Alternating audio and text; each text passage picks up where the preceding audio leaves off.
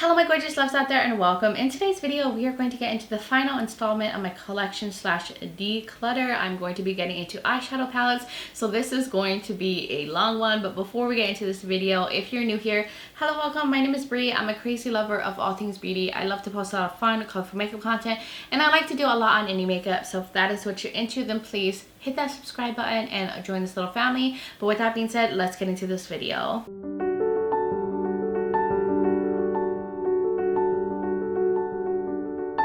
So I'm going to make this intro short so we can get into this video, because it's going to be a long one because I have a very big eyeshadow palette collection. That is the makeup product that I purchased the most. But if you do want to see like my other videos for this, I already did all my complexion, cheek products, lippies. If you want to check those out, my playlist will be linked below. But before we get into the declutter and collection, I did want to put this out there.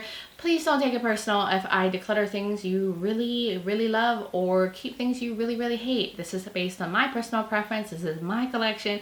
I shouldn't have to put this out there, but every now and then someone takes it personal. It rarely happens, but I always like to put that out there. Also, please do not feel pressure to do a declutter just because I'm doing one here. This is just what I like to do for my life. I like to go through my collection, get rid of things that I'm not using, give them away or throw them out, and you know, make room for the things that I really love. And also wanted to mention that I did film this eye look, this beautiful colorful eye look. I have the Klarity Reign palette on from Klarity Cosmetics with the Light Scatters palette from Cleona. This is a collab with Bad to the Brow. I also used the brushes from that collection and the adhesive that it came with. So if you want to see how I put this look together, I'll link that video below. I'll put up in the corner. But of course, my makeup's always linked in the description if you're ever curious what is on my face. But that's basically everything. I think we should now get into all of my eyeshadow palettes. I have all my palettes in these like plastic bins that sit on a shelf that is behind my desk. You can kind of see it in the back of my videos, and I have them kind of split up in like brands. Like here I have Give Me Glow, Oud and Zai, and then I have some Nabla ones and my Shroud palettes. And then the palettes that you'll see outside the bin are usually like new ones to my collection that I'm still reviewing or filming videos with, and I usually keep those in a separate area. That's why I have this one palette out here, but I wanted to make sure I showed it to you when that brand comes up, because I'm going to do this video in like brands, showing you what I'm going to keep and let go from each brand. I think that's the most organized way to do it. And I will put the things I'm letting go on this side, the things I'm keeping on this side. So we'll start off with Give Me Glow. So I think maybe there'll be one or two things that I can let go from them, but I like most of the palettes that I have. So we'll start off with this little guy right here. This is the Juicy Olive palette. I feel like I need to give this more love. I haven't played with it enough, so I want to hold on to this one. It has a beautiful green olive color story, and I love me some greens. Like one of my most favorite colors to wear on my eyes, and I think if a lot of you watch my videos, you probably already know that. But I just feel like this just did not get used enough, so I want to keep using it some more before I decide whether, you know, this is something I want to let go. So this is going to stay a little bit longer in my collection. Let's get into these very romantic kind of color stories that I have here. I have the Vintage Rose, which I'm not sure if they sell this one anymore. I know they like updated the packaging, so I'm not sure what's like on their website anymore, but look at these beautiful colors. And then it has some green in it, and like this beautiful blush pink shade is pretty. Rust Rose, I actually use these two shades like blushes, and then like Even Blossom I've used as a highlighter. I feel like some of their palettes are multi-use for me. This is when they used to do the like bigger pans. I know that they've gone to smaller pans now, since most people were asking them to stop making their shadows so huge. Definitely keeping. And then I have the Vivid Rose palette, which is also kind of a blush palette for me as well. These shades all like pretty much work on my face as a blush. And this one too can kind of be like a highlighter, blush lighter, this pop of pink, and then even this beautiful purple. So I have to keep this. I love this palette so much. These are some of my like favorite ones from Give Me Glow. I have these bigger ones. I have the Pastel Dream palette, a really nice pastel palette from them, and I think they revamped it and came out with smaller pans for this one. but beautiful shades, so springy, bright, makes me happy looking at it. And I just compared this to the Pastel Garden palette from Beaute Bar, so I'm definitely keeping this one because I really like it, and I love having some good pastel options in my collection. But like this mint, this magic mint, let's do, it's so fluffy. Look at these. Spring in a palette, such fun, beautiful colors. Yes. And then I also have the Bad Witch Club palette, which this one is like a jewel tone palette. And this was like a Halloween release from some years ago. There's a few lighter shades in here, but I want to keep this one as well. I actually love using it with the Pastel Garden palette. They complement each other so well. And then I also have these two right here. So here's Mystic Garden. This is like Garden Grunge. This is when they start going into the smaller pans. And I do feel like the formula is even more elevated in this one, especially with the shimmers, like because they have smooth shimmers, but these ones have like extra sparkle to them. So I really like this one, and I like the muted tones with some of the nudie shades, but you have to see these shimmers, smooth but sparkly. Like if you like a smoother formula but you still want extra sparkle, these like newer metallics from Give Me Glow are really pretty. So I think I'm going to keep this one and maybe let this one. No, I think I'm going to let this one go. This is the Haunted Pumpkin palette. It is muted, kind of fall color story. I feel like I could kind of get some looks that I could get with this one, but this one doesn't have like the orange mattes in it. But it has like the browns and like the blue tealy kind of aqua shades. And I don't wear orange a lot, and I have orange shades all over my collection from other palettes. So I think I'm gonna let this one go. And now we can move on to Uden's Eye, which I don't think I'll let that much things go from here. But I have this one, the Eternal Twilight palette, and this one is fairly new to my collection.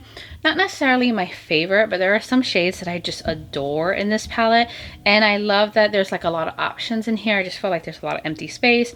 And some shades needed more building than some of their older palettes. I do feel like they changed up the formula, and not necessarily for the best, which makes me sad. And I just feel like some of their shadows are lacking pigment and just not like, I don't know, as good as it was in like their older palette. So these are like some of the shades I do love though. Like look at that green.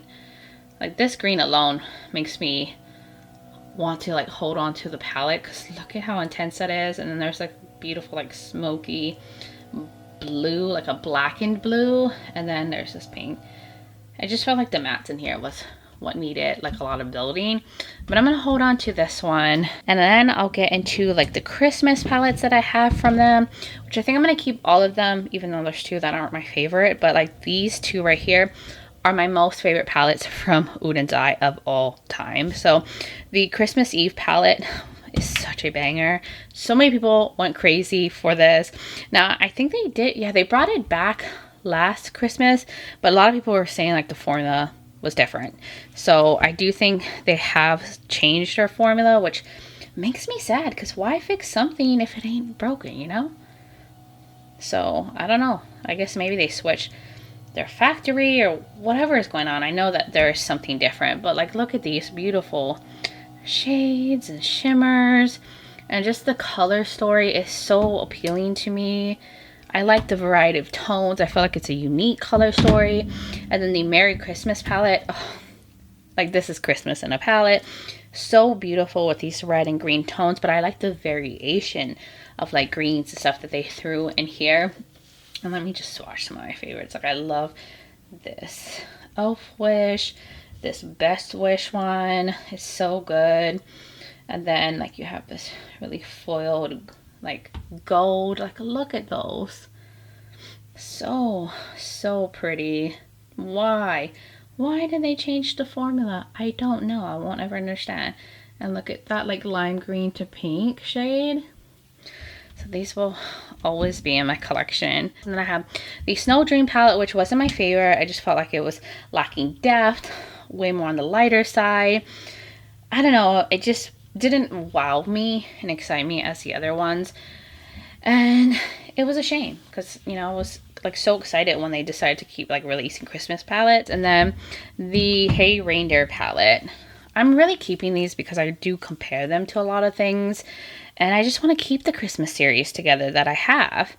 And then let's see what this one is all about. See, this one too is on the lighter side. And there's the color story didn't give me the Christmas feels, you know? And then I have the Hey palettes from Udensai that were collabs with Angelica Nikoves. So the first one that they did together, which was the Hey palette, I love this palette. Formula is amazing. I love the grungy tones, and I think Angelica Nikoves just has an eye for color stories, and she likes to play with color and likes a lot of the types of colors that I also like to wear in my eyes. So this is totally up my alley with like the greens. This river shade is stunning. This like grungy shade, this like pastel yellow is very pigmented. And it just makes me happy. I've loved the looks that I've been able to create with this one. So I know I'm not letting this go. Like, look at that yellow. Makes a beautiful like inner corner highlight moment. And then I have these other two. I don't love them as much as the original Heya. These are from the Halloween collection. So the Trick or Treat one, totally full on Halloween. This is Halloween in a palette. I love it though. It's fun and cute. And then the little ghost one. This one has like blues, oranges, and purples. Yet again, a pop of yellow. Angelica really loves her pops of yellow. Then we're going to go on to the the Gems palettes that they did, like the Rock and Stone. These ones where they're more nudie kind of color stories, a little bit more muted and toned down because they usually do a lot of color in their palettes. But here's the Jewels and Gems palette, a beautiful cool tone color story. I love the muted tones in here. Oh, it's so pretty. If I'm going to go for a nudie palette, this is like my version of a nudie chill palette, even though I mean it's still color, just more muted. Then we have the Stone and Rock one, which is also an amazing one, full of just the most beautiful greens. I forgot which one this was compared to. The Yucca palette from Natasha Denona, because this is beautiful and it's grungy and it's gorgeous. And because I love greens, I'm never letting this go because this is my kind of color story. And it's so good. This was the good formula from Udensai. Let me just swatch that. So I just knew that one for sure is not going anywhere. And then we'll get on to these Simone ones. So here's Simone 2. This one I love. I've raved about this a lot on my channel. It's one of my favorites, like in the top 5 from Udensai. I just love this color story. This is the good formula from them. And I've created so many fun looks with this one. And I love the packaging. But I tend to love a lot of the packaging from Udensai. I just think they make such pretty things. And then here's the Simone 2 Moonwish palette. This one's not my favorite. This one has their like newer formula in it. And I just felt like there was a lot of light shades. Not the most, I guess, cohesive color story when it comes to the mattes. Took some building, but I still thought my looks that I did create with this was really pretty. I just wanted a little bit more depth, a little bit more saturation. And I'm keeping both of those. And then we'll get into the legendary Diversa palettes. These are all collab palettes, and I'm going to keep all of the collab palettes for sure. So I have these ones right here, which is the Flora Story. This is the one with makeup just for fun. Beautiful purple green color story. And then we have the Planet Spirit palette, which was a collab with Betty Jean. It's so colorful. This palette just makes me so happy when I look at it. My little heart just flutters from it because I just love a lot of color and I just find it like so fun. But, Betty Jean did such a good job. And then we have the Sea Talk palette, which I think this one was my favorite out of the 3. This one is so pretty. This was from Lauren May Beauty. Look at this. It is so fun, but it's also nudie. This electric kelp shade is stunning. It makes the best little inner corner pop. It's like a satin sheeny shade, but it's so good. And then there's some browns in here and some blues. It's giving sea, but with a nudie twist. And where can I swatch this? Right here. Oh, I love that electric kelp. Satin shades are so easy to work with.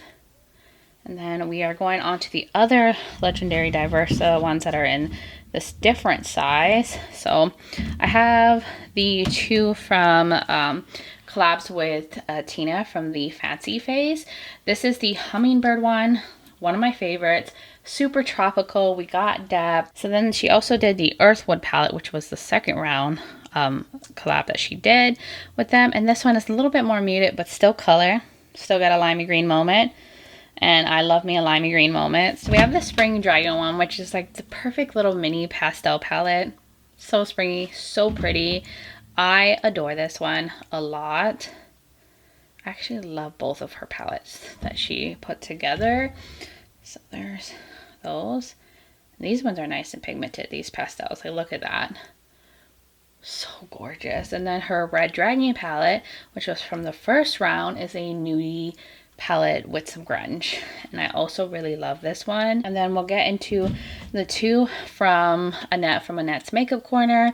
I love hers like the most, like her color stories. She has the same kind of like aesthetic for her like makeup style. Like she loves a lot of color, she loves a lot of depth. We like a lot of the same things, so I just love the color stories she comes up with. But this is the Giant Wolves one. Beautiful depth. You got all these deep shades, this gorgeous Eternal shade that is like kind of a creamy one, and then we got some blue, some cool tones, a little bit of grunge. So you did a good job as well. Look at that. It's like a pastel-y blue with like a pink shift. Oh, I have sparkle from the shade I swatched before. It's a matte though. And then her other one she did was Mighty Monster, and I really love this one. I know some people don't love it, but I think the formula is amazing. And this one's a little bit more like lighter and has some like pops in here. It's so gorgeous, and I just think she makes the best color stories. There's that like sparkly silver one, that matte, that aqua shade. So good. And then I have the Saga Freya palette. I actually think I'm going to finally let this one go. I just haven't touched it in a while. It's a green and orange color story. I do have this in other palettes, and I'm not using it. So I need to like just part ways with this. And now we can get into these little ones, which I know for sure I'm going to keep the Oud palette. One of my most favorite like unique green smoky palettes that I have, and I've raved about this a lot. And then here's where I'm going to let palettes go. So this one, Verdandi, I don't know if I really used that much. I think maybe I used it a few times. I got it when they had a Black Friday sale. I think that's why I picked it up, because I was like, I need to have them all. But I don't need to have them all. I'm not even going to swatch it because I'm gonna give this away. It's time. I haven't touched it. And then the Elva 2. I think this was also something I repurchased because one of the shades were broken. Barely touched, and I don't need this. I have a lot of greens and blues and bigger palettes, and I know I'm going to reach for those over this one. So I am going to finally part ways with that one. And then now we can get into the Nabla palette. So I have the Secret palette from Nabla. This one is really pretty. And I don't know, I want to keep it. I used to love Nabla so much. I just feel like their releases haven't really excited me, and I just wish that they would come out with palettes again. I feel like they really concentrate more on like lippies and like eyeliners and kind of strayed away from eyeshadow palettes. And they used to just make really good like more nudie toned down palettes and like what pops of color. And I want to keep it. I don't know, I'm still attached to that one. Oh guys, I forgot to include this with the Uden's Eye palettes. I knew I was going to mess something up. The Love Language palette. This is a collab with Morgan Turner. I just got this palette. Just featured it in that swatch video that I did. I'll link that video if you want to check it out. I haven't seen it.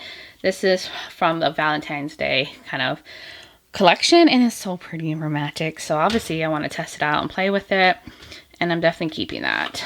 So if you want to see swatches of it, check out that video. Now we can get back to Nabla. Then I have the Side by Side palette. This was their nude palette.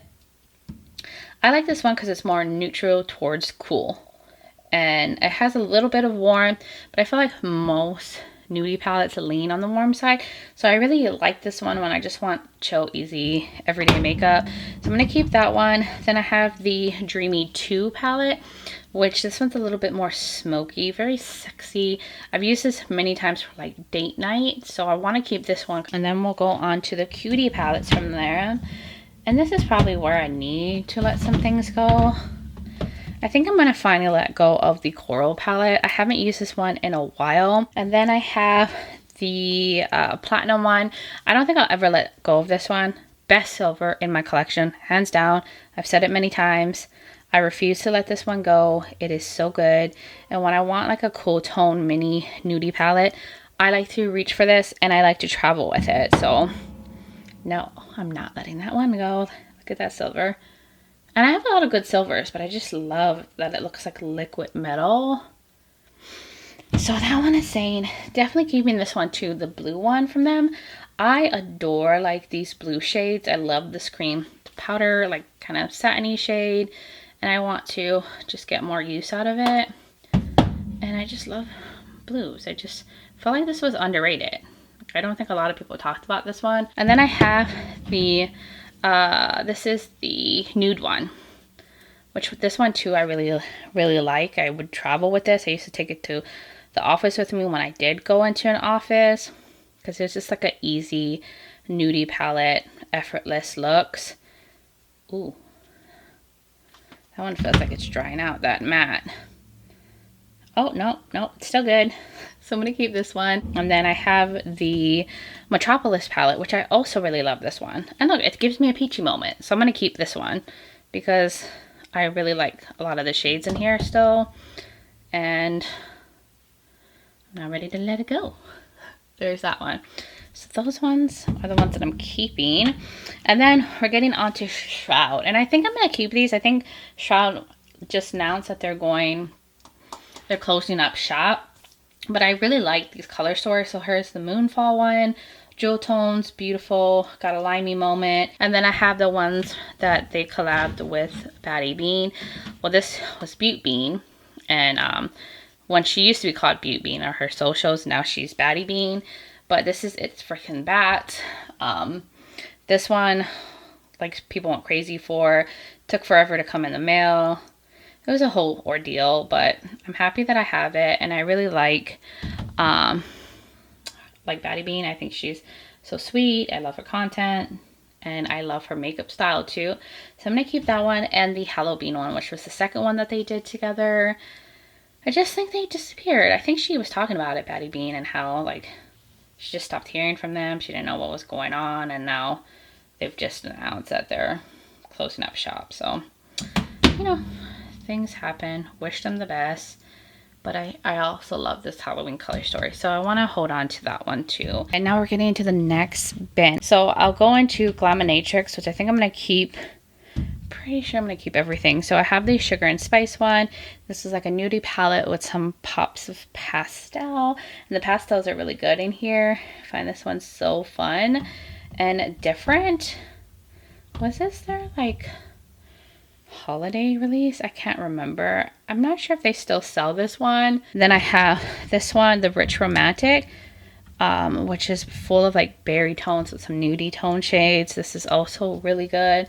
But all of their palettes are amazing. They have just such a good formula, both in shimmers and mattes. And then I have the Sandra Rosa one. So this is the mini. So they had like a really like a bigger one, and then people wanted it to come back, so they made like a mini version for a limited time. I haven't played with this one enough. I need to bring this back out because it's really good. Great for travel. I love the little mini pans. I feel like I'd rather have a brand do like mini pans like this and have a cheaper palette, because I'm never gonna get through shadows like that.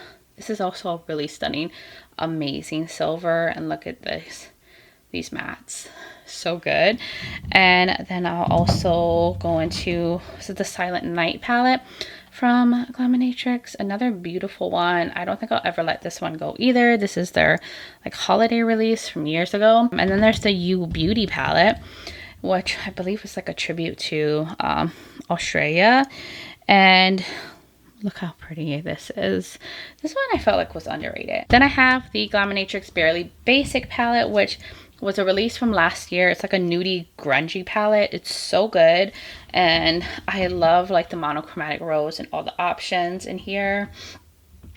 I just think they did like a really good job with this one.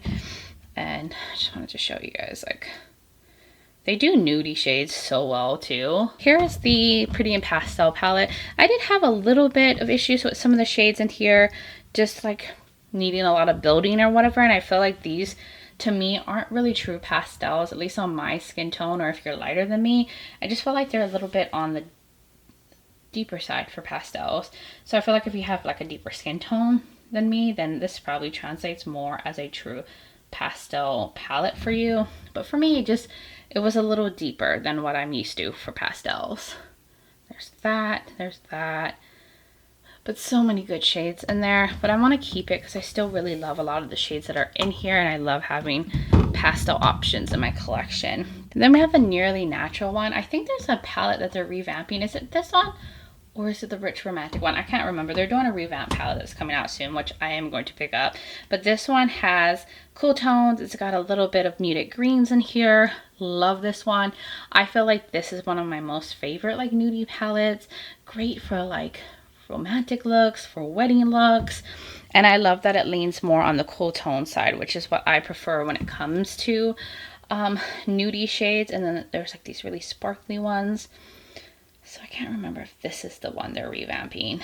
I don't know. Tell me in the comments below, because right now I can't think of it on the top of my head. But look at that. Look at that sparkly shade right there. So good. And we have these longer ones. So there might actually be one that I might let go out of these. So I have the Nocturnal one, a favorite of mine. A very grungy color story. So good. It's been a while since they've come out with palettes like in this shade and size. So here's where I think I'm gonna let something go. This is a Glamorous palette. I just wasn't that excited by this color story. I felt like there was some repetitiveness with these shades, these shades, these shades, and this. And then I feel like I do have these other colors in the other Glaminatrix palette. So I feel like I could let this one go, you know? Like, it doesn't excite me when I look at it, and because of that, I don't reach for it. Then we have this one, Into the Night, which I think is one of their most unique color stories. I just love it, especially this like moonlight shade is so fun and poppy. And another beautiful like foiled silver shade from them. And I just also felt like this didn't get enough hype, and it was so good and so unique. And then the last things from Glaminatrix that I have are these mini palettes that I still need to rank and all that, so that's why it's not in this bin. But here is the which one is this one? It's the Entrancing Eyes, which I think these are 50% off right now. So I'm assuming they're going to take these away, but I really love them. They're fun little monochromatic palettes. This one is the Elegant Eyes, which is a beautiful nudie palette. Total great for like traveling. And then here is the Elevated Eyes. So beautiful. The blues. If you're looking for a perfect like green little monochromatic palette, look at this. It's so gorgeous. This one is Exquisite Eyes. Now we're getting into my Bella Beaute Bar palettes. I forgot that these were in this one as well. I have a lot from Bella Beaute Bar, a lot of new ones over here. So we'll start off with the new ones because I'm going to keep all of these as I'm still testing them out, trying them out. I just featured this in the comparison video. This is the Melted Mattes. So good. I'm not going to swatch it. You can go check out that swatch video. These are really beautiful mattes. And then here's the Pastel Garden palette that I mentioned. All the pastels you could ever use. They're on the lighter end, so if you really want some light pastels, you got a lot in there. Then the Dead Roses palette, beautiful berry red color story. And then I also have the Smoky Glam palette, which I'm still working on like a look for a future video because I haven't played with it on my eyes yet, but I did feature this in like a comparison swatch video. And I had someone comment on my most recent comparison swatch video that I just posted, why I didn't compare this to the Morley Gray palette. And I don't know why. I didn't think about it. But we're going to do it now since this is also a new palette I got from them that's not in like the bin. So here, these are next to each other. Why I didn't think to do that, I don't know. But because I'm a nice person, I threw in some comparison swatches. In case you're watching this video here you go. I made some comparisons, super similar. The differences are really in the shimmers, because this one like is holochrome and all that, and the shifts are different, but the mattes, basically there you got shimmers that are like similar-ish, not exactly the same. So if you already have this one, you most likely don't need this Marley Gray one. I mean, pick it up if you want. I'm just saying, similar. I just thought I'd throw that in there since I'm showing Beaute Bar palettes, but all of these are staying. Then I have the Vamped palette, which so beautiful. Such a beautiful vampire color story. It's gorgeous. It's beautiful. And I adore Beaute Bar. They just have my heart right now. One of my favorite brands. They give you so many different formulas and textures to play with in their palettes. So good. I have the Realm of Fairies palette. This was a collab with Sassy Fairy. If you love your blues, this is it. This is so good too. So good. Let me swatch like these beautiful blue metallics. So good. If you love blues and like cool grayish tones, look at those shades. Look at how intense they are. So pretty. Then I have the recently de-influenced one, which I cracked the mirror. I don't know how I did that, but this one has some warm and cool tones. Also really pretty color story. I mean, they're all really good. Like, Beaute Bar has come out with so many good palettes with so much good formulas in them. Sorry if it's losing focus. Then I have this one, Angels, I always say that, Angles of Illumination 3 palette, and all shimmer palette. This is one of their older ones, but I still really love the shimmers in here. They're not like super intensely shifty. There's some more satiny ones, but I love me an all shimmer palette, and I don't want to let it go. Even though it's a little older, I do feel like they've ramped up and intensified like their shimmers, and they have way more intense shifts on their newer palettes, but this is still a really good shimmer palette. Still packs a punch even if it's their older formula. So good. There is one palette I might let go, and it's the Celestial Garden palette. This was a collab with M. Jones. I just feel like I haven't touched this in a while, and these like cake liners, I can wet them, but they're all like cracked, and I just haven't reached for them in a while. And I do feel like this is like the older formula from Beaute Bar. I think things have amped up since this palette. And then I have the Strange and Unusual one, a palette I'm obsessed with, especially this green right here. One of my favorites from the brand. So good, like so good. It's a neon-y shade. Neons are like really hard to swatch. Like they just don't want to. They don't want to show how beautiful they are until you have to put them on the eyes. That's when they shine. I don't know. That's not swatching for me right now, but look at these beautiful shimmers. So that one for sure ain't going nowhere. Then I also have the Poison Garden one. This was my like most favorite palette from last year. Look at this. Cool tones, some grunge, some murky vibes. This cobalt blue is so pretty. Oh my god, I love the tones in here so much. So you know I'm keeping.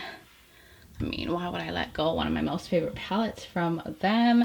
And then I have the Bejeweled palette. This is a all jewel tone palette. I do feel like this is also their older formula. I do feel like they've improved since this palette as well, but I still really like this one, and I love jewel tone, so I want to hold on to this one. But there are some more like satiny shades in here. And now we can get into my Clionadh ones, which I think I'm gonna keep all of these. Yeah, this is the Light Scatter palette, a collab with Batch of the Brow. I love this. I just traveled with this to Spain. So many beautiful like shifty metallics in here. Oh, Clionadh makes some of the best like multi-chromes and dual chromes, and they just do it so well. And Batch of the Brow did like a good job with her selections of shades. I think she's like the multi-chrome, dual chrome queen, so that's staying. And then there's the Deep Sea Treasures palette, which also has beautiful shifty metallics in it. I've also traveled with this one too. Love these. They're so good. Like, look at that. My swatches are getting a little janky, but there's that. Then I have this Dragon Fruit palette. This was a collab with Melly Violet Marie. This one, the packaging drives me nuts, and I think this is magnetic.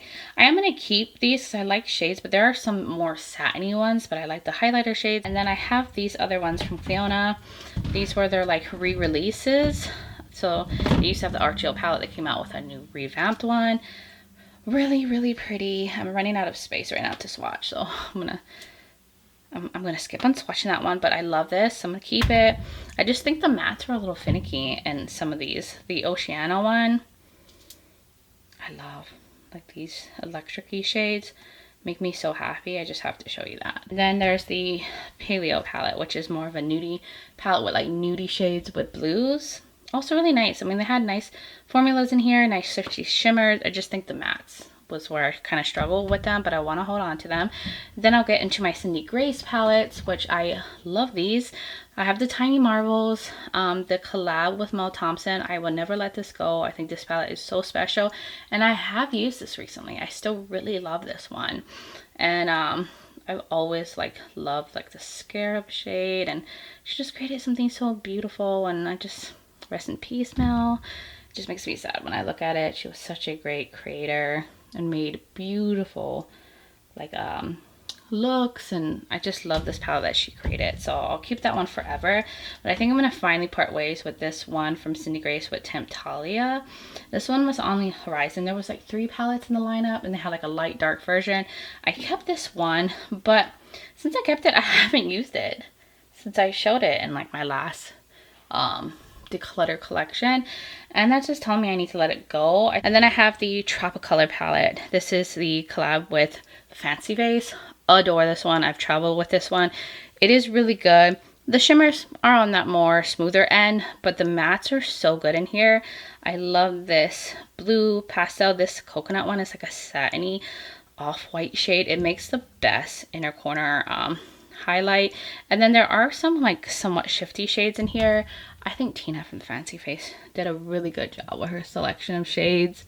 It's like got nudie shades and color, so I think it's like approachable to nudie lovers and color lovers. So that one is definitely staying. So now we're getting into my NC Rain palette, and I'll go over them quickly. I'm pretty sure I'm gonna keep most of them or all of them because I just really love NC Rain's formula. I just haven't really been featuring them on my channel of late, but this is the Twisted Tea Party. I use a lot of their palettes for comparison, and I do really love their formula. Like, look at how pretty these are. And they have really pretty color stories. Good mattes. So I know, like, I don't want to let go any of them, but I'll just swatch right here. So many beautiful colors. And then I have the Cosmic Dreamer palette. So they did a revamp of the Cosmic Dreamer one, which is right here. And I really love this one, but there's a lot of satins in here, and the shimmers are nowhere near as like impactful as their like newer palettes. And here's like the revamp, and I think I'm good with letting this one go, just because at the end of the day I'm gonna go for the new updated one, and I just prefer this one more, like the formula and everything, so I'm gonna let this one go. And then I have the Underland palette, which I love this one. It's like dark and grungy and smoky. It's so pretty, and I love dark tones. Like, I'm a sucker for a smoky look, and look at this one right here. Just so good. So that one is definitely staying for sure. Then I have the Cold Moon one, a cool tone, Lover's Dream, beautiful shifty shimmers, and beautiful mattes. Like, and I love me my cool tones, especially when it comes to nudie shades. So that one is really nice. And then I have the Midwinter Dream. I think this is a collab with, oh my god, why am I blanking? Oh, Brittany Huffman. This one I actually still love. They're more smoother shimmers, but they're still really impactful, and I still really like this color story, and I still want to use it. And Brittany Huffman picked beautiful shades, so I want to keep it. Then I have these, which, did Did I show this in my singles? I don't remember. This was from their Enchanted Garden palette. But there's these shades, beautiful pastel-y ones. Then I have the Flourish palette. And this one's fun, bright, and neon-y. I'm running out of space to swatch, sorry guys. And then the Flutter palette, which is similar to like that Flora Story palette from Mood & Eye. It's just that one has more impactful shimmers. Then I have the Strawberry Moon palette, which I think they revamped this one and changed up some of the shades. But I love this. I adore this still. Just showing you guys some more shades. Yeah, I'm starting to like get tired. I'm gonna have to take a break. But there's that. And we have the Flower Moon one, which is a newer palette to my collection. Gorgeous, colorful shades, but like more on the muted end. Gorgeous mattes in here. And I want to get more use out of it. Definitely my kind of color story. There's that. I just zoomed in a little bit more. Oh, my stuff doesn't fall over. Then I have the Harvest Moon one, another favorite of mine. It's grungy, dark, you know, all the vampy deep tones. And then I love that it's like fall colors, nice and grungy. And I don't think I'll ever let this one go either. Look at that. And the last two that I have is the Light in Your Eyes palette. This is the last palette I picked up from them. I didn't end up featuring it on my channel, but this was a nudie palette for them with some grungy tones, some cool tones, and I think it's really pretty. It's really good. I was really excited by this one. So I'm definitely going to keep this one. Like, look at that. It's a holochrome. It's a holochrome. Who doesn't love a holochrome? And these mattes are also nice and pigmented. So that will be here to stay. And then the Lands of Enchantment palette, which is my like most favorite Ensley Rain palette ever. I use this along with another palette for my wedding look. So of course, she's staying. We're moving on to this bin now. So we'll start off with Cosmic Beauty. So the newest one that I have from them is the Lovers palette that I just showed in my most recent video. So pretty. Check that one out if you want some swatches. And put that to the side. I think I'm going to keep all of my Cosmic Beauty one. I love them. Here's the Gothic palette. So pretty as well. I love this color story. And it's like a little vampy with the berry tones. And I also have the Sinister palette, which was their Halloween like mystery kind of release from last year. It has a random clear shade, but this one is really good. I just think they're such a consistent brand, and I love their color stories. And I just think they come out with really cool stuff. And then I have the Delicious Delights palette, a fun like summer color story. This is such a beautiful multi-chrome, zesty, so fun. This blue, they do shifty shades. Like look at that pink. Look at this. It's like pink to green, and then this fun light limey green, and this blue. So good. 'Tis the Season, their Christmas release, also so good. Christmas in a palette. I adore this one. I think they did such a good job with the color story from them. Like, look at these purples. Just such a good brand. They come out with really good stuff. And then we have Wonderland, a favorite of mine from them.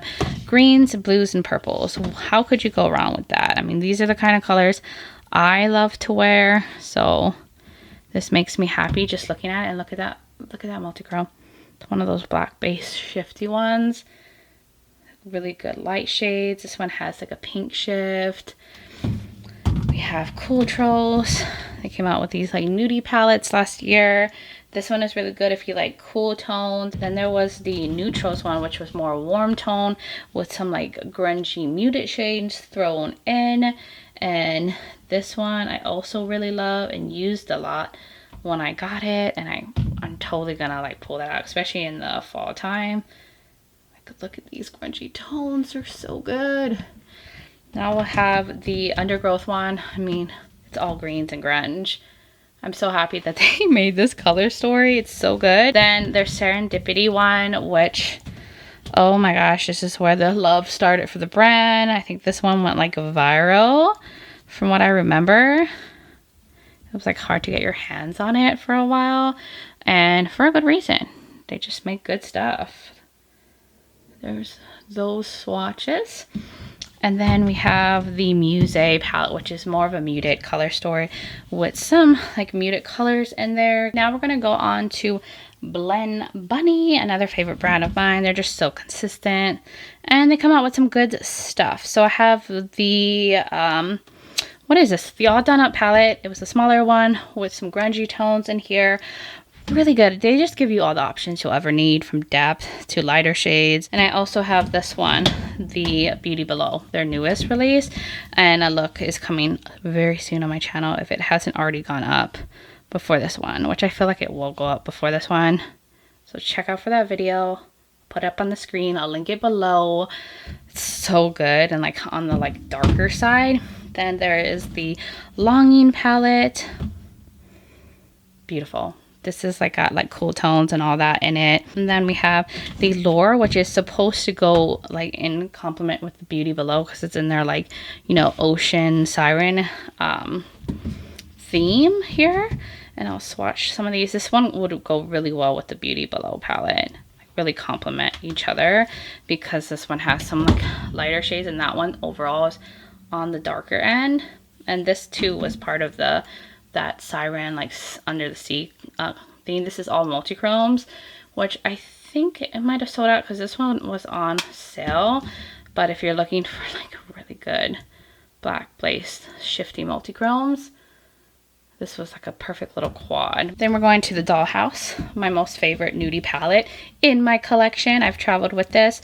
I've talked about it. I've mentioned this probably too many times on my channel at this point because this is my tried and true with the muted colors, with the cool tones. This was also the palette I used for my wedding in conjunction with the NZ Rain Lands of Enchantment palette. These two just were my go-to. I had to use these on my wedding day. That's how much I love these two palettes. So there's that. Then I have the blends, which I just traveled with this to Spain, and I think I'm gonna keep traveling with this going forward. It just gives you all the mattes that you could ever need in a palette. And then there's the Primo palette, which I believe they discontinued this one, but this one had like your primary colors, a big matte white, a big matte black. I don't think this one was that popular with a lot of people, and I feel like this is their older formula, not as good as like their newer formula, but I still love it and I don't want to let it go. So there we go. And it had some pastels in there too.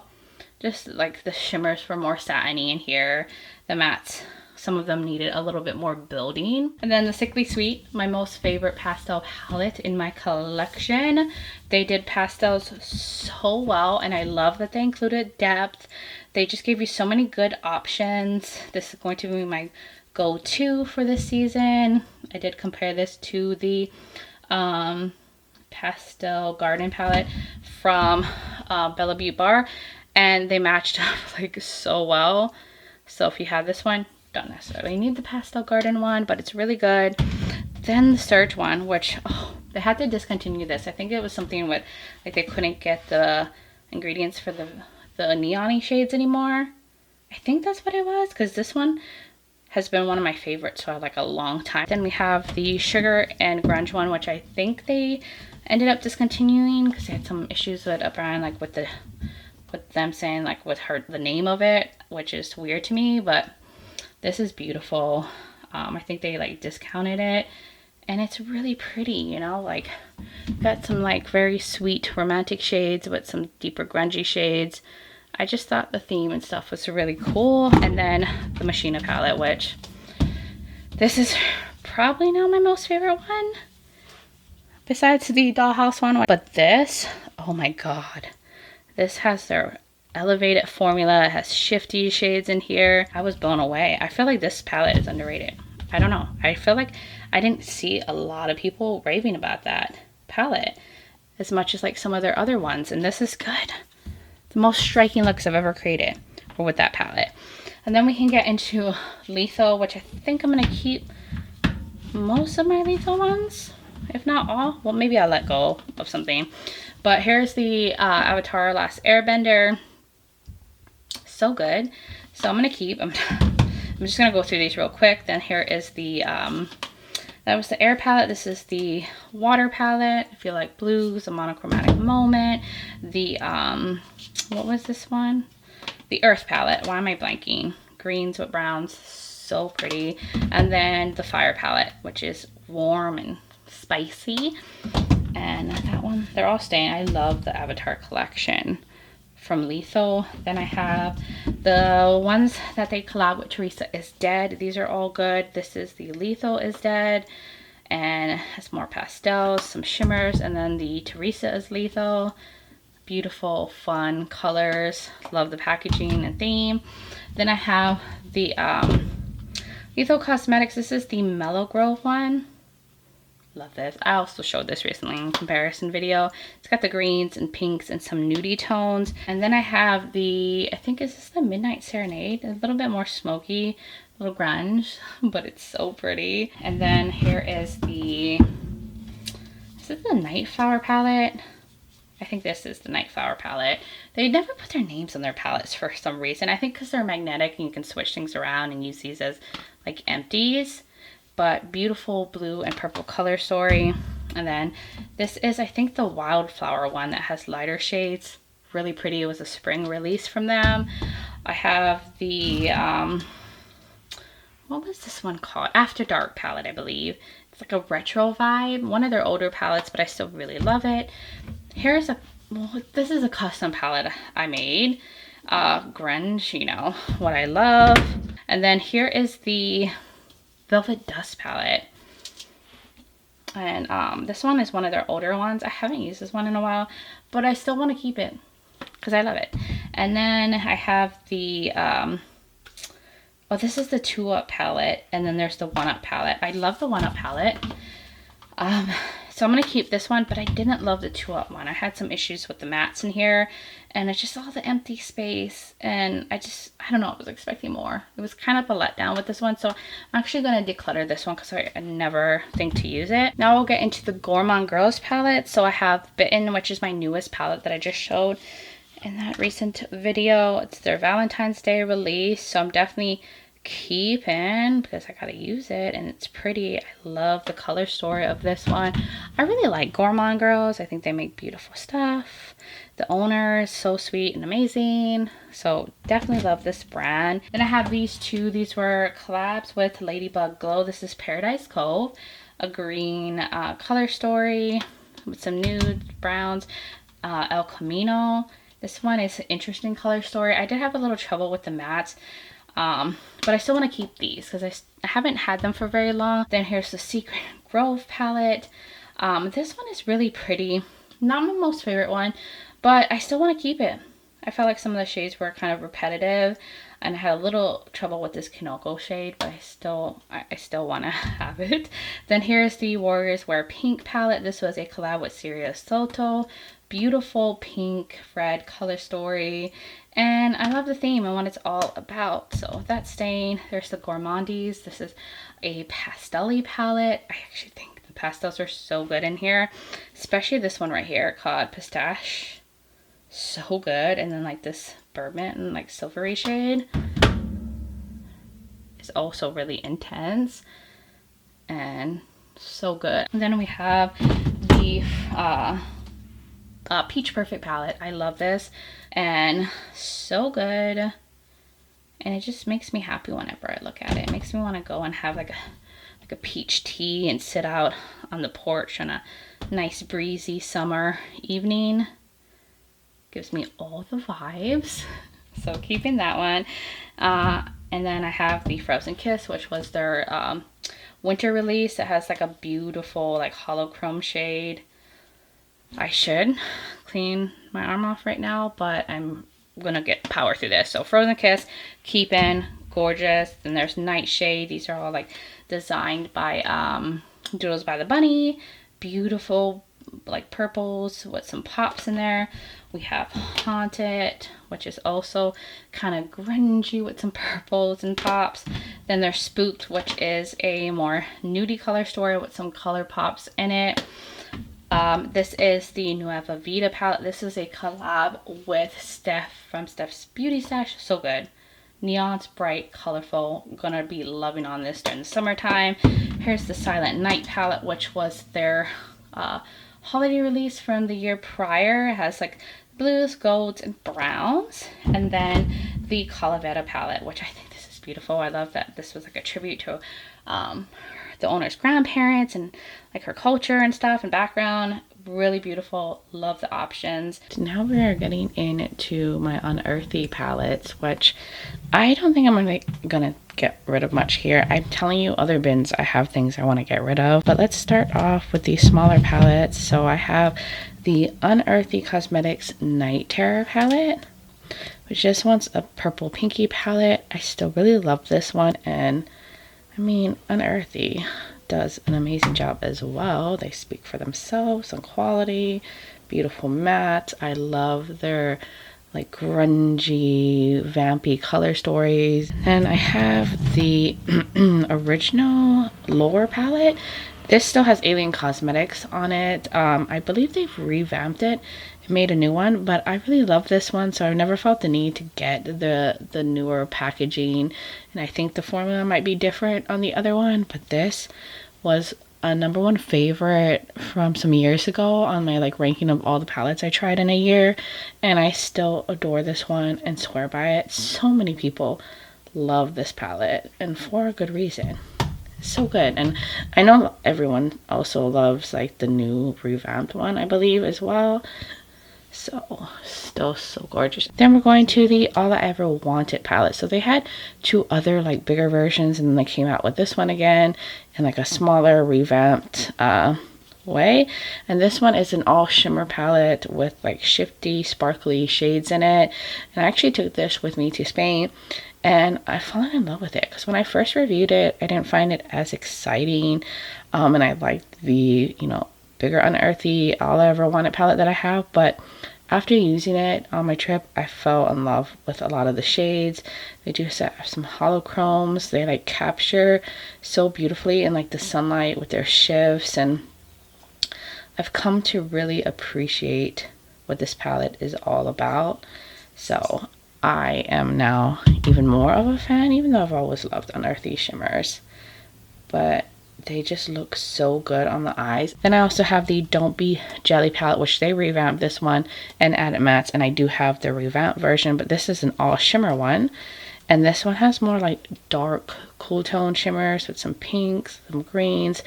It's giving, you know, ocean vibes and all of that, and this one has different textures. I also really love this one as well. I love my all shimmers, I really do. So that one will for sure stay, even though I don't think they sell that version anymore since they revamped it. And then I have the Spaced Out palette, which was from a summer palette, or not summer palette, a summer box from, I don't know, a couple years ago, and I kept this one out of the other ones that I got, but I love this one. I love the size, the options. Oh, I should show you the new revamped Don't Be Jelly palette. So this is what they did. They made it bigger. They added mattes into it. I can even show you guys next to the other Don't Be Jelly. I guess they decided it was going to be better with mattes. It's still keeping that like blue, purple, like green theme. But the shimmers are not exactly the same, so I feel like it's okay to have both because they're different enough. Then we have this one. This is the Sorcerer's Smoke palette. This is like a nudie kind of palette with some muted like tones in here that are a little on the grungy, smoky end. And I really love this one if I want a more toned down look. And we have Fall Magic, which this one is a revamped palette too from their original Fall Magic, which they're totally different. So this one is very warm and beautiful and like fall-y and a little murky. And there's all shimmers, all mattes. I also really adore this one. I think this revamped version was really pretty. I still really love the original one. But I'm happy to have both because they complement each other. So there's those shimmers, that like shifty green iridescent, a beautiful murky yellow tone, and here is the revamp, the original, which is way more cool tone, still on the muted end, still giving fall, but like they're very different. Maybe these greens are similar, and this one right here, but most of the tones have been switched up. Then we'll get into some of these other ones. So I have the Surrender palette. This was a Valentine's Day mystery box palette, and this one's beautiful. It's more nudie, but there's like pinks thrown in, some reds. This one I also really adore. I love doing like a pink red look. I mean, pinks and reds go so good together. They really do. And like this pink, this matte pink has like sparkle in it, and I love using that like as an inner corner highlight. Look at that beautiful red, how it swatches. Beautiful pinky light shimmer. So good. I just love that one a lot. And then here's the Charmer palette, which this one has more like jewel tones in it. Also really pretty. I think this one was not part of a mystery box, but I also really adore these like vibrant, like reddish pink shades, and then like this beautiful purple, this beautiful periwinkle shade. Look at those.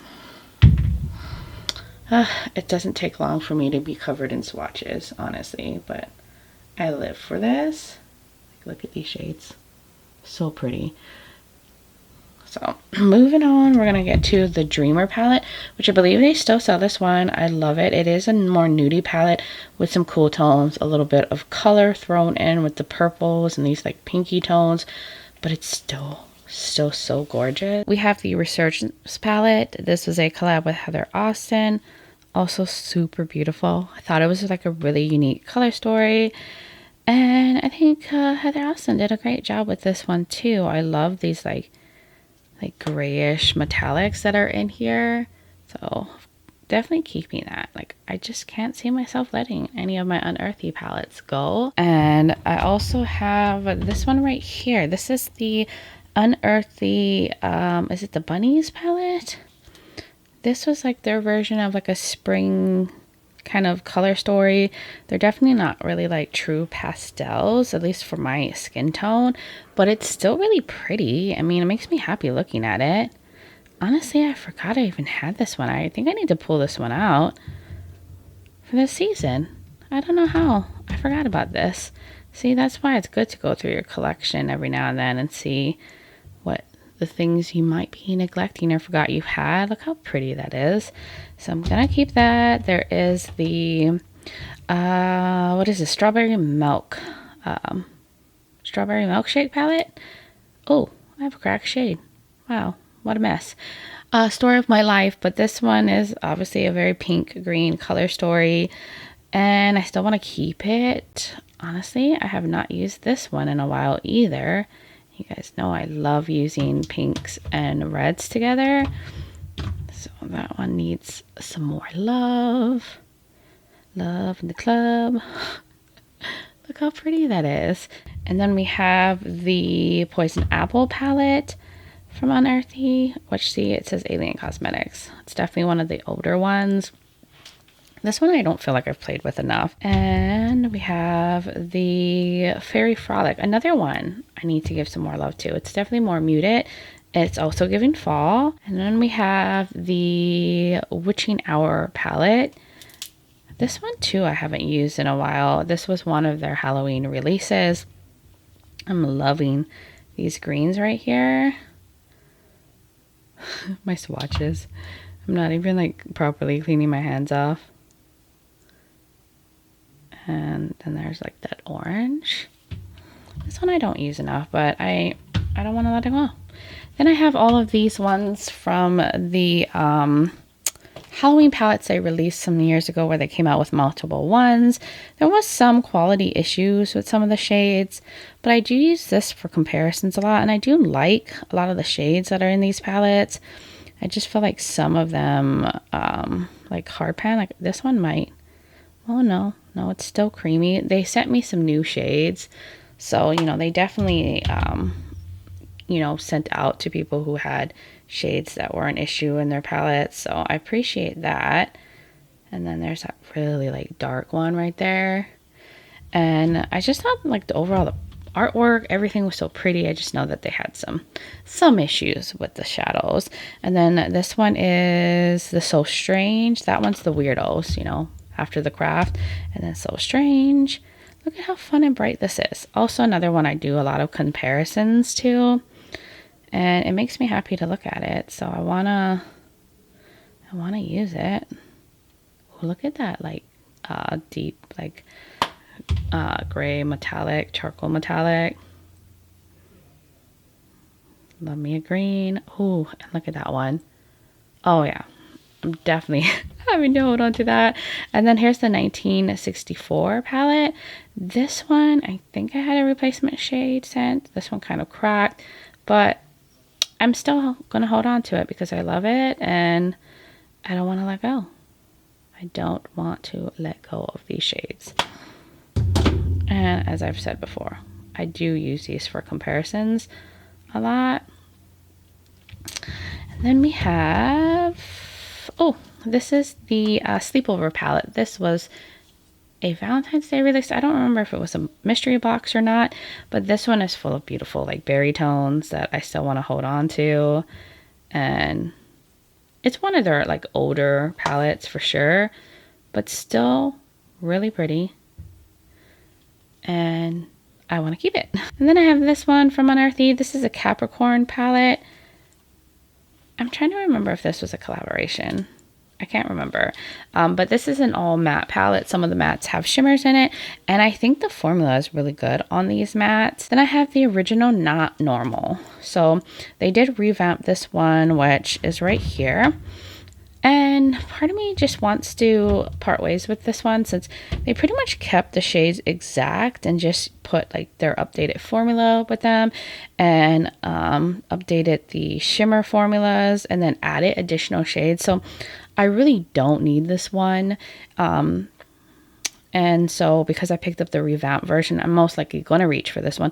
So I am going to part ways with the original. Then I have the Leather and Lace palette from Unearthly. This is also more like nude, well not nude, but a muted toned down kind of color story. Then I have the In the Dark palette. This was also when it was when they were Alien Cosmetics.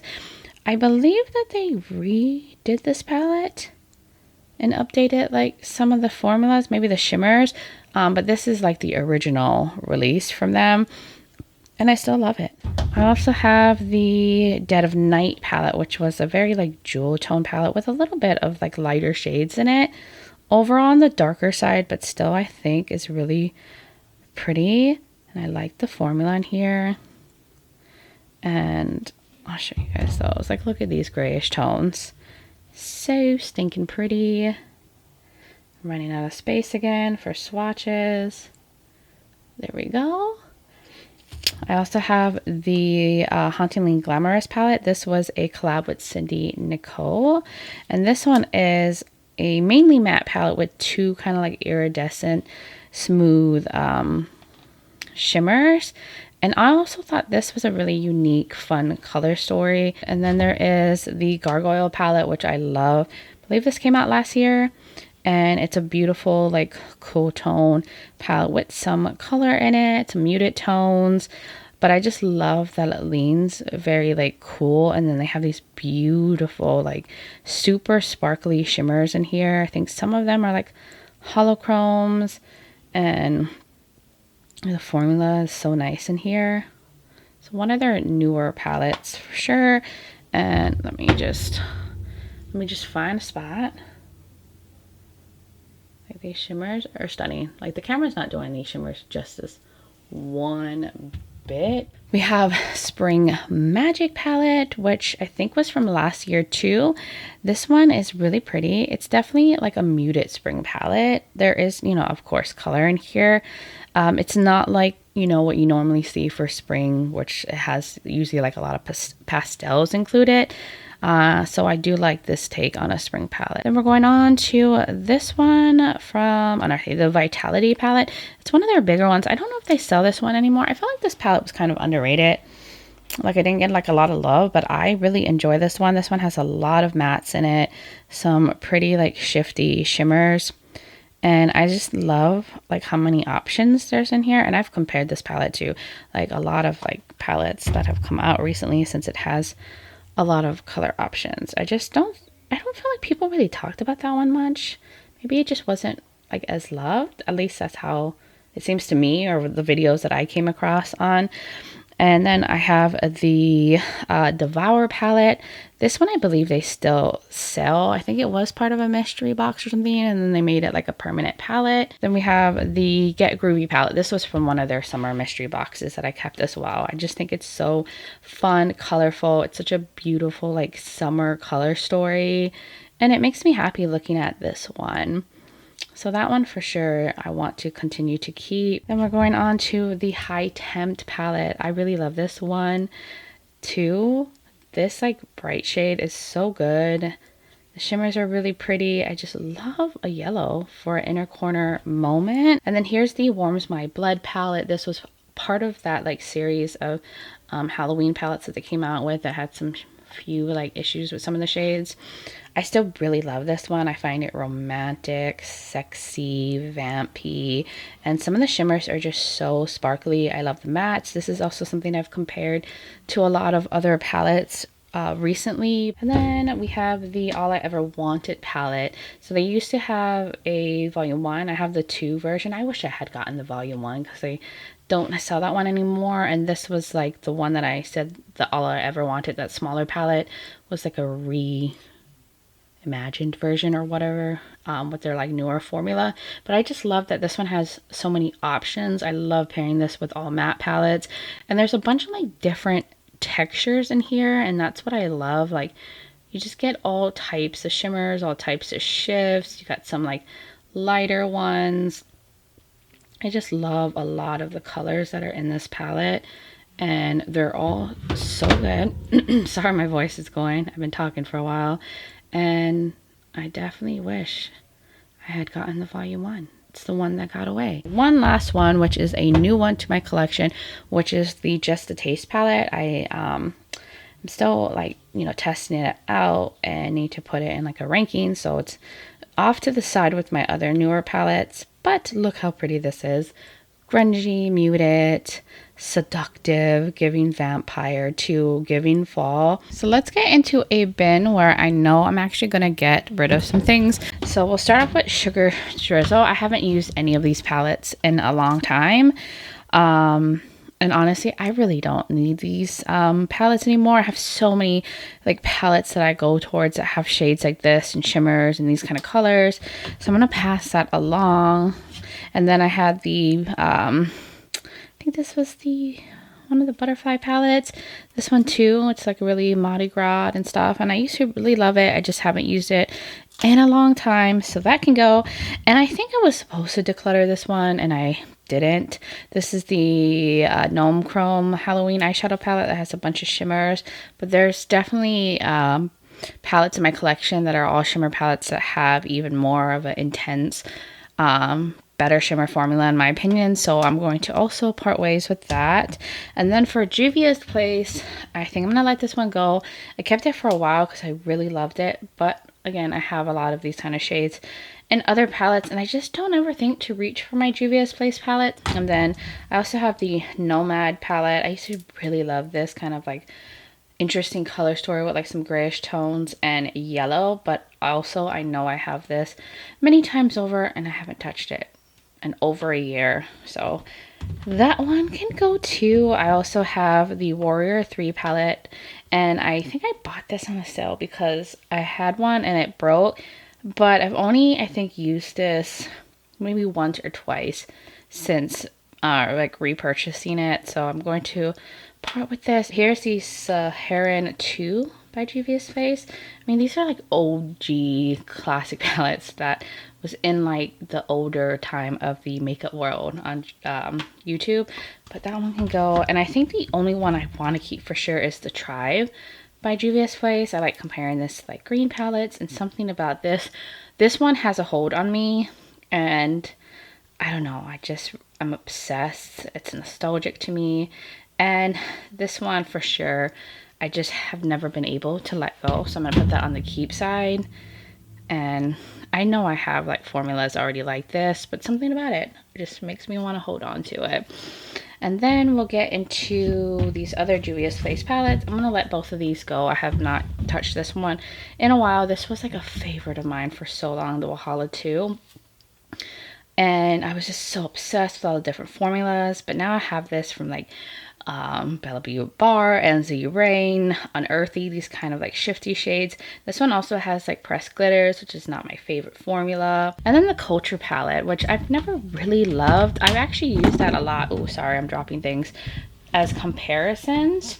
But I think I just want to let it go because I've only been using it for comparisons and not actually putting it on my eyes. And I think I could find someone who would love this more. It has a lot of color options. I just felt like it was on the lighter side, a lot of repetitive shades. It was kind of lacking some depth. Then I have my by Beauty Bay palettes, and I love all of these. This is the what's it, the 16 pan palette for like their monochromatic palettes they have. They have like even a smaller one and a bigger one, but these were really good. I was super impressed by the formula, and I still think everything in here is like still really nice, swatching beautifully. And I often like to use these to compare to other like monochromatic palettes that come out. So I'm gonna keep this. That was the Midnight. Here's the Earthy palette. This one is full of beautiful greens, and it's so good. And I just, like I said, like to compare this to a lot of other like green palettes that are out there. Then I have the Berries. This one too is really pretty with like the reddish tones and pinks. So, you know, this will stay. I just don't have a desire to let go of any of these anytime soon. So there's that. And I think that's it for my By Beauty palettes. And then we'll get into ColourPop. So I think I'm going to keep this one for sure, the Tinkerbell one, the Sprinkle a Little Magic. This one I feel like I could use for comparisons. I actually think the formula is still super beautiful in it too. There was something like really nice about the shimmers, the mattes, and the color combos. You know, when they came out with this, I think there wasn't a lot of like pink green palettes in the market, and I still really love that. Now this one I'm going to part ways with, the Bouquet. This I just thought was so like fun with all the grays, but I have like, you know, the gray palette from Beaute Bar, the Morally Gray. Now I also have the Smoky Glam that has grays in it. This is the Good Sport palette from ColourPop. This one is super nostalgic to me. I have not been able to let this go through so many declutters. It just gives me so many like memories from just when I really started to get into makeup, and I was like collecting every like ColourPop palette. I was like so crazy about this, but I think the time has come that I can finally let this go. I have this so many times over, a lot from like Unearthly and all that. So it's time to say goodbye, Good Sport. We had a good run together. And then the Lush Life palette, I'm also, I think, gonna part ways. It was just such a fun color story. I love the packaging. Honestly, I might keep this just for the packaging, like as a display thing. But it's technically being decluttered because I've never used this, or haven't used this in a long time. And then I have the At Forest Sight palette. This was the collab with Raw Beauty Christie and ColourPop. This one too, I was like head over heels for.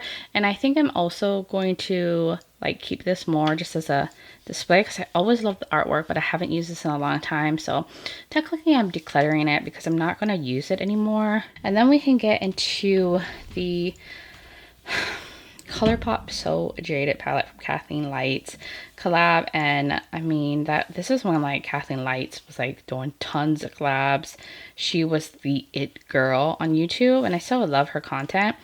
Now this has like pressed glitters in it. I've traveled with this. When I first went to Europe, this was the palette I took with me, so it has a lot of fun memories. It's like a nostalgic thing, and I just don't think I let this go. Like, oh my god, I love this when I used it so much, so I'm gonna hold on to it more for nostalgia. Oh, I have this other Sugar Drizzle palette. This has holochromes in it. It's like a mini one. I think I'm gonna keep this because I think the holochromes are really pretty, and I like the little like fun packaging. Like, it's just so small size, perfect for travel. And now we can get into BH Cosmetics. So I just can't part ways with these Sweet Shop palettes. Like, these were just so good, so loved. And, you know, I just saw that Beaute Cosmetics got bought out, and they haven't really been doing anything since they got bought out, but they were so good. Like, they were making amazing eyeshadows that were on the affordable end, and they will forever be missed because they're not really doing anything right now. This is the pistachio palette, and from what I heard, like, the palettes that came out when they, like, you know, got bought out were just not the same. It's like, why change the formula when it's this good? They're still swatching good because they're, you know, on the older side at this point, but look at that. And then I have the bubblegum. I also like to compare these to a lot of like monochromatic palettes that come out. So that's another reason why I want to keep it. And I still use these because they're still really good. And I just don't want to. Look at that. Look at that matte. It's insane. And then here's the Cotton Candy palette. And this one has a mix of pinks and purples. Also really good. Like this pink right here. Can kind of get away with using these as like blushes. And yeah, there we go.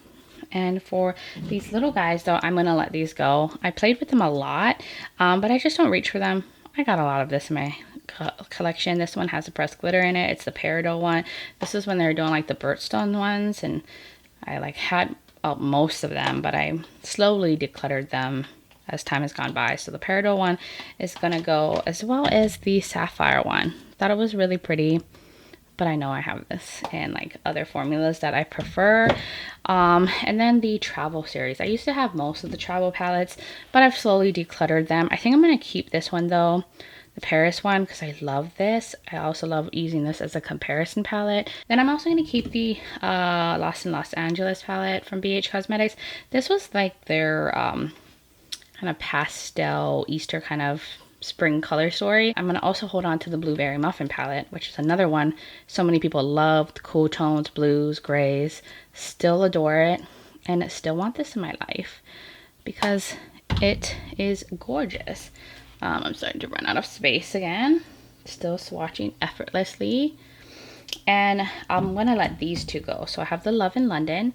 I have loved this for a long time. I've used it a lot, but I have this now like in so many other palettes, from like Blend Bunny, the Dollhouse, the now Smoky Glam one that I have, and amongst a lot of other ones.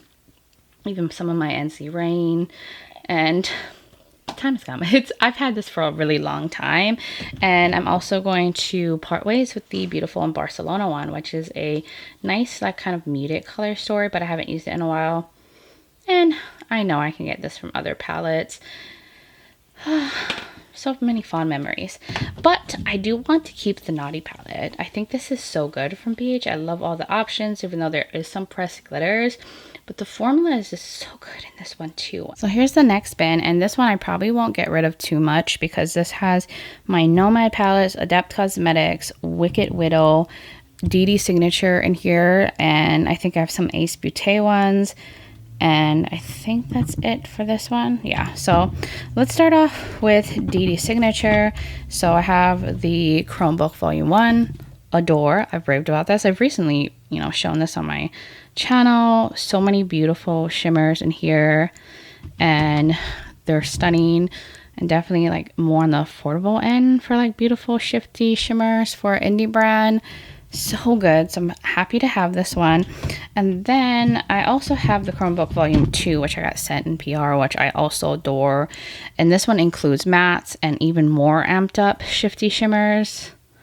This is so good. Like, definitely want to get some more use out of this. And the mattes in here are actually really nice as well. For sure, stay in. Oh wait, I'm putting this on the wrong side. Look at me. I'm already messing up. And I also have these two newer palettes that I still need to like do a ranking for and test out some more. So this is the Classic Autumn one from DedeSignature. Also really good. I think this has like somewhat of their older formula. It's more of like that, you know, fall color story, but I still think it's really good. This silvery shade is really nice too in here. So look at how great that matte went on.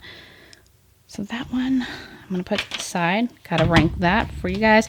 And here's the Jingle Bell Ruby one. This one's really fun, a really fun holiday palette that has like some bright pops, greens.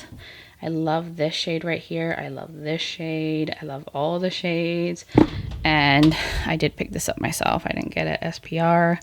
So I love the brand. I love to support the brands that support me as well. And then my other DedeSignature ones. So I have the Fearless Holiday one. This one I've raved a lot about, especially like last year.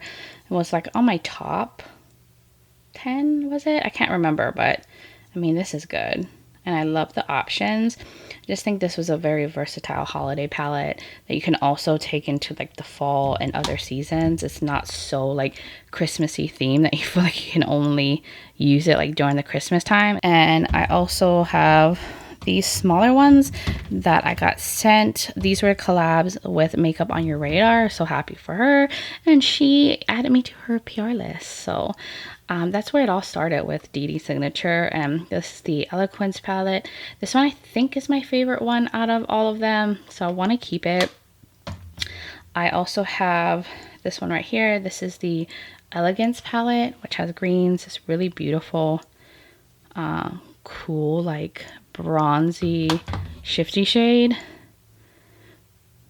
And I'm just so happy to see her being recognized, you know, for all the beauty news that she shares. And then here's the Extravagance, which has some greens, blues, a red moment.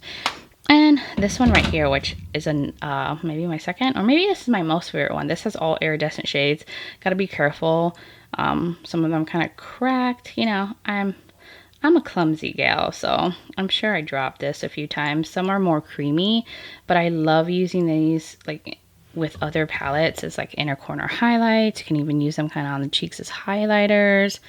So I really like that one. And I have one more from DedeSignature, the Shadowed Romance. Their Valentine's Day release from this year. Also really love this one. If you're into these colors, it's really pretty. This like shifty metallic, the mattes, beautiful pigmented like pink moment. I just really love this brand. I think they're coming out with some really good stuff. Now we can get into Wicked Widow Beauty. So I have these two smaller ones. Here is the Lovesick palette. It was a Valentine's Day release, I think from last year or the year before. I just compared this to like the Valentine's Day palettes from this year. And it's good. It's so good. I really love Wicked Widow. I think they're doing great things.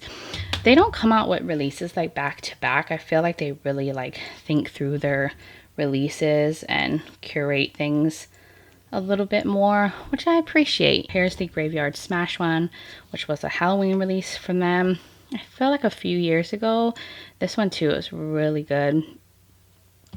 And like a nice little perfect kind of fall color story. I also have these two. These are the Scissorhand palettes.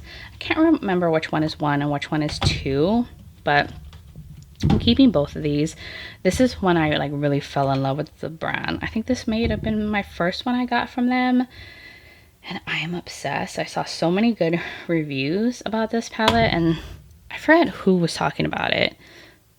Maybe it was Annette from Annette's Makeup Corner. Somebody was raving about the formula, so I am totally keeping that one. And then I also have, I think maybe this is one or two. I can't remember which one is which, so I don't think the name is on them for either one. Okay, and then here's the other one, which is more grungy, but has like, you know, greens and blues in it as well. It's like their wintry theme one. Look at those shades. They also do mattes really well too. So there's those tones. I also have their Tales of Terror one, which is such a Halloween fall color story. I really like this one too. Obsessed. Just enjoy like their collections. I just think they're just so well thought out. And like I love the design of this one. So that one's really good. And I think, oh, my last one from Wicked Widow, my favorite one from them. This is the Resurrection palette. I have talked about this so much. It's like so beautiful. It's like a colorful palette, but with like different kind of tones, not your traditional like rainbow palette. And the metallics are so good. The mattes are so good. Now we can get into Nomad. So let me start off with the Chamonix Après, which I'm still like testing out. I need to show in a future ranking video because it's my newest one from Nomad. But this was their winter release. It's really pretty, little monochromatic rose, and I do feel like Nomad has really improved their formula over time. And now I'll get into their other like snowy themed palette. This was the Whistler Snow Lodge palette. This one has their like more older formula, but I still really love this one. And so I think I want to keep holding on to this one. Also perfect for like comparing to other palettes as well. I did clean off the swatches, so I have room again. I have sparkle everywhere, but still swatching really nicely. Just the shimmers are more like on the satiny end. I feel like their shimmers have gotten a little bit more sparkly. Their mattes have gotten a little bit more pigmented. And another older palette is the Nomad. I think this is the Tokyo palette. This one is their like pastel palette, and it has like more like sheeny mattes in it. And I mean, they're still nice and sheeny.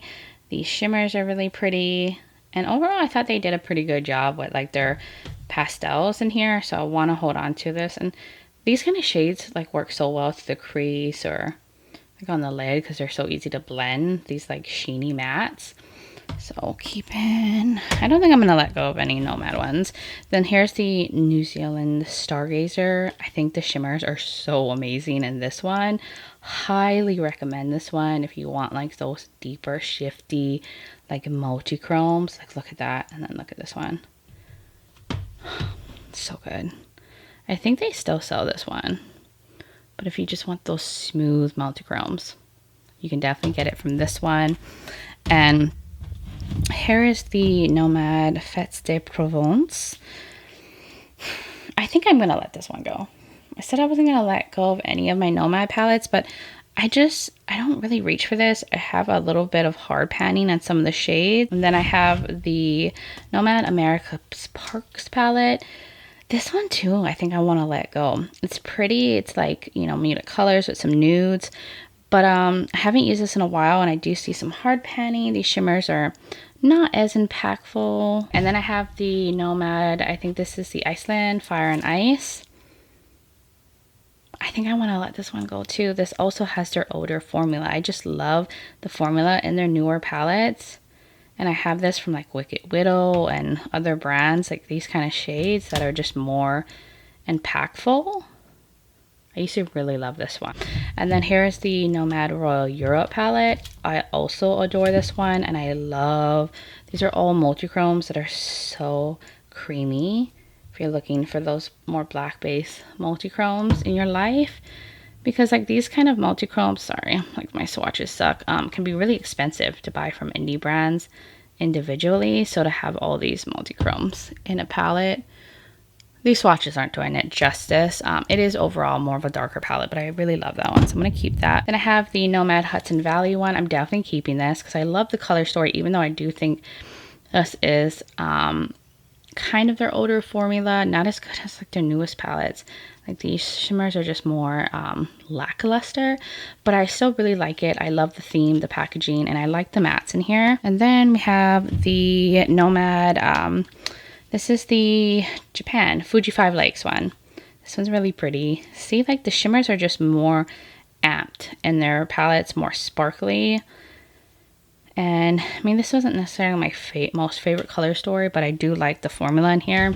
I love the theme. The packaging is absolutely stunning. That's art right there. I would totally keep this just to display. So I probably would never let this one truly go. Then I have the Nomad Chicago Speakeasy one. I really love this one. I like the nudie tones. I do feel like these are like a little bit more sheer. You kind of have to build them up, but they're still really pretty shimmers. They're just not like super intense. They're kind of like on the grayish sides. They're like a little bit muted, but I thought the mattes were really pretty, and I love pairing this with other palettes. The Ireland Wild Atlantic palette. This one, oh my gosh, the shimmers are so good in here. All these beautiful greens, and I love it mainly because I did get married in Ireland, so it has like a sentimental meaning to me, and I think the shimmers are just really nice, smooth but sparkly, and I love the look I was looks I've been able to create with it, and I love me my greens and blues, so I'm totally keeping. And then I have the Ghost Town USA palette.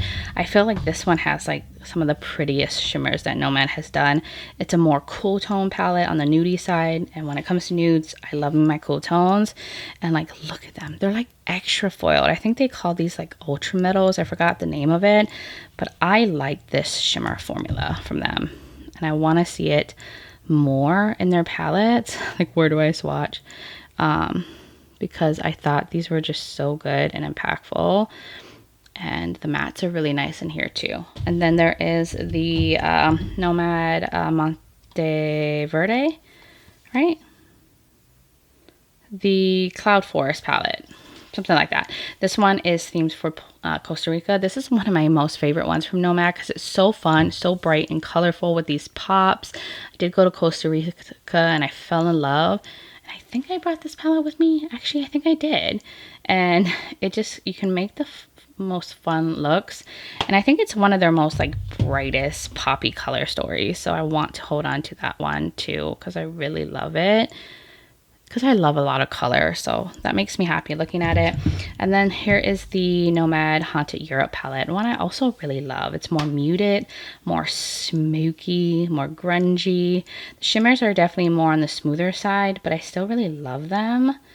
And I think the mattes are really nice in here. So I'm gonna continue to hold on to this one. Like, look how that matte swatched. Beautiful shimmer, beautiful iridescent moment. As like a green shift, and the packaging, A1 with the shift. Love that. Now we'll get into Adept Cosmetics. I'll show you like the two newest ones that I have. I'm definitely keeping both of these. This one is the revamped Minka. It's so gorgeous. I have a video coming soon. If not, it might already be out where I create a look with this, and it came out stunning. I love their new revamped formula for the Minka. It's so good. And they added additional shades. Like, look at the shimmers. Adept. Oh, you want stunning shimmers. That's where it's at. And I feel like their mattes have gotten really good. So definitely keeping for sure. And then this is my newest one. It just came in the mail. I haven't even swatched it yet or touched it. This is the Emo palette.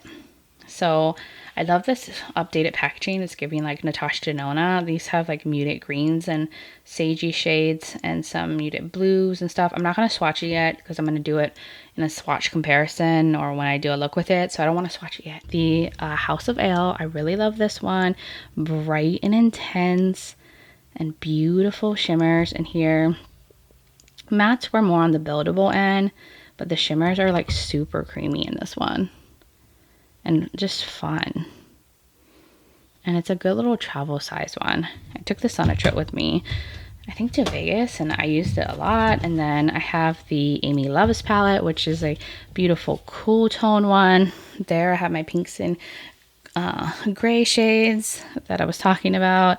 And this one has like a holochrome in it. And I think Amy did a really good job. If you watch her channel, she's Amy from Amy Loves Makeup, and I just think she did a great job. She loves cool tones and like more nudie-esque shades. So that one I've been comparing to a lot of like cool tone palettes that have been coming out. I also have the Legendary of Ardra palette. This one surprised me. Like, this is really good with a bunch of like different formulas to work with. Gorgeous shimmers. I'm really just focusing on the shimmers because that's what I love the most from Adept. There's just so many good ones. Multi-chromes, dual chromes, foiled ones, smooth ones, holochromes. You're getting all the good stuff, just like how you do from like Beaute Bar. Well, then we have the Seahorse one. I feel like they're talking about doing a revamp on this one. I think. There was some palette I think they're going to revamp and like update the formula. But this one has all these beautiful pastel shimmers. Another one I really adore, especially for the springtime. And they just have so many different textures in this too. And then I have, oh, the La Cienega one. I was supposed to declutter this one. I think I might have held on to it so I could do like a ranking of all my Adept palettes, but then I never like actually ended up decluttering it. I forgot to do that. This one, I just didn't like the formula of the shimmers. They're like really chunky, kind of dry. They creased on my lid and just wasn't a fan of the shimmers. And then I have the Flying Fiddles, another favorite of mine, unexpected because it is more nudie and like on the warmer side, but it's good with like some greens. I actually used this quite a bit when I initially got it. It's like perfect for like date night looks because my husband prefers when I wear like a nudie makeup versus like the super colorful one. I mean, he's fine with whatever I do, but I know his preference is more of a natural toned down look. And then I have the Sumerian Sunset. This might be also the one that they're going to revamp because this one has like really creamy shadows that are like dipping really bad and they move around really easily in the pan. They're a little too creamy. Like you see as I go in there, it's already like removing it from the bottom. But I still really did love a lot of things. I just felt like some of the shimmers were like a little repetitive, like with all like similar shifts. But I'm gonna hold on to that one and maybe they will come out with a revamp version. Here is the what is this one called? I'm blanking. This is my favorite palette from them.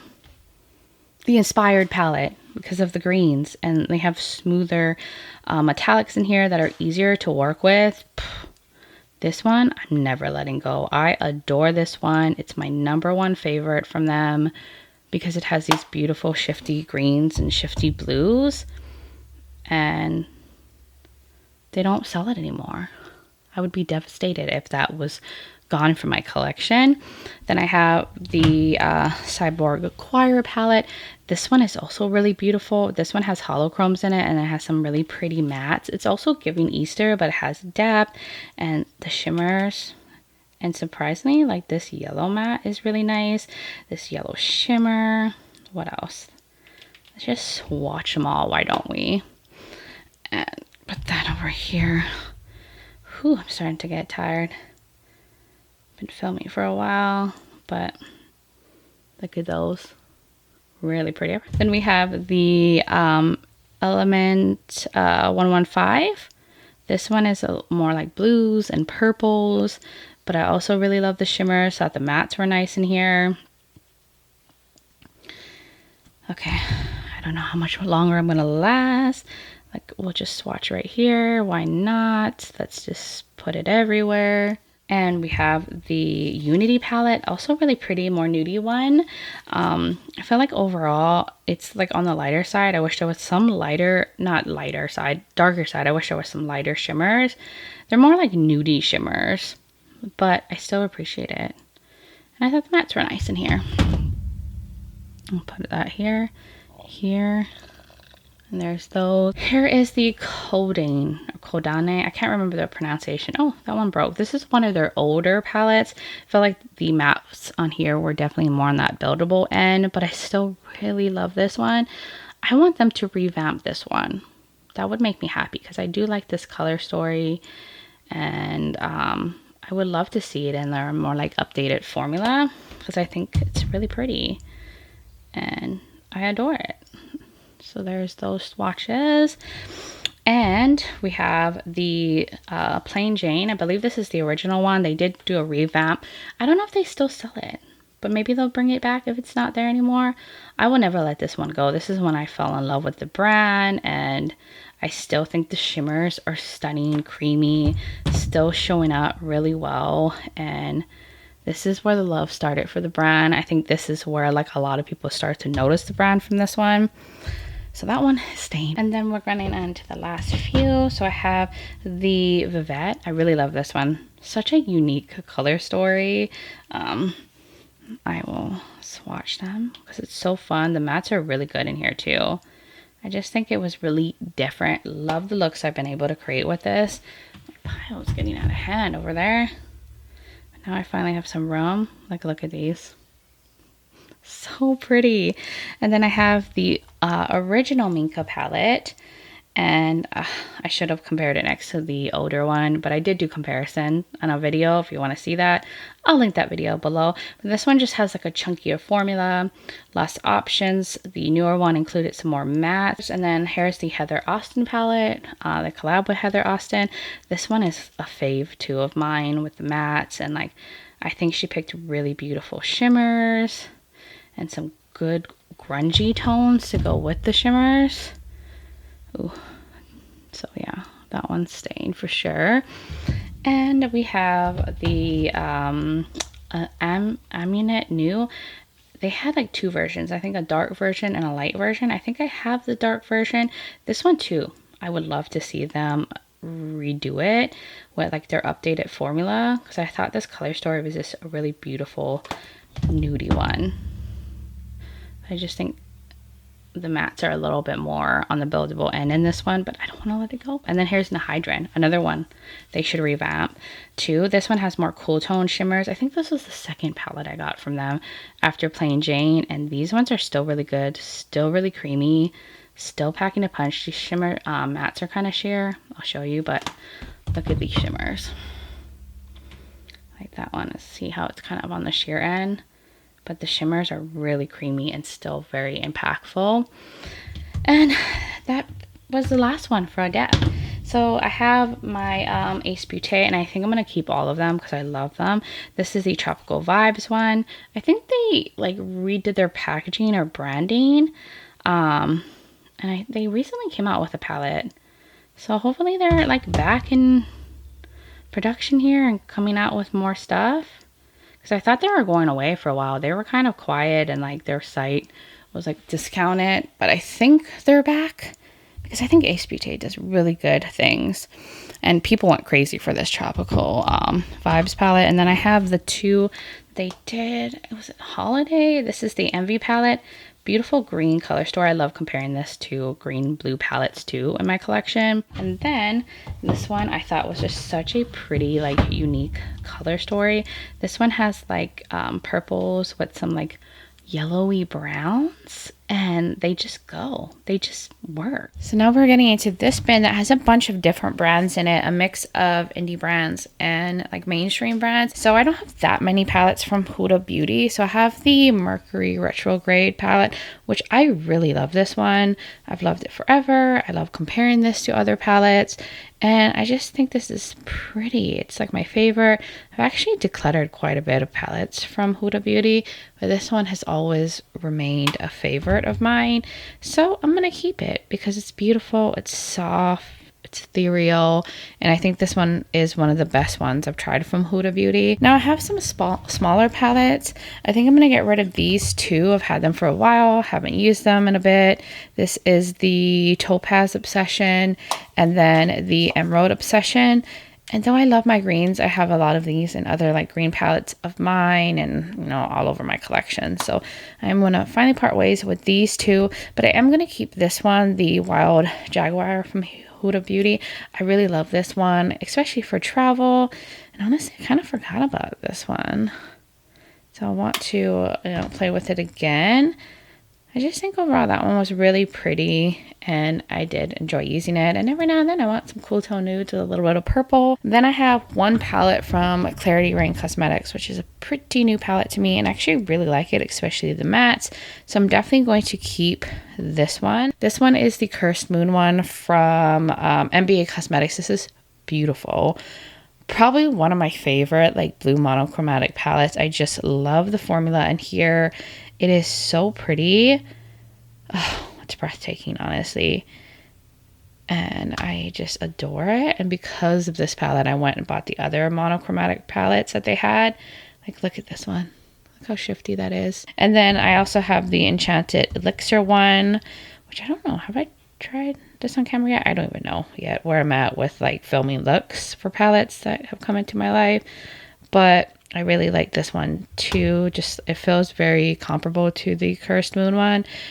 I do feel like the mattes are a little bit more on the buildable end depending on like the shade, but the shimmers it's where it's at. And then the Moonlit Realm one. This one is also so beautiful for a monochromatic green palette. I adore it. I'm in love. and I really definitely want to try like more from this brand.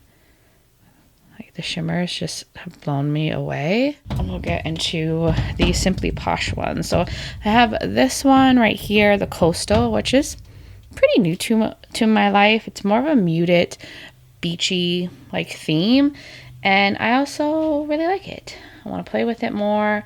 I think the formula has definitely improved from Simply Posh, and I'm like very happy with like the palettes that I've tried recently from them. Like, look at that. It's really pretty. So I'll put that over here. And then I have the Cozy Cabin one, which I've done swatches and comparisons. I haven't posted the look that I've done with this yet.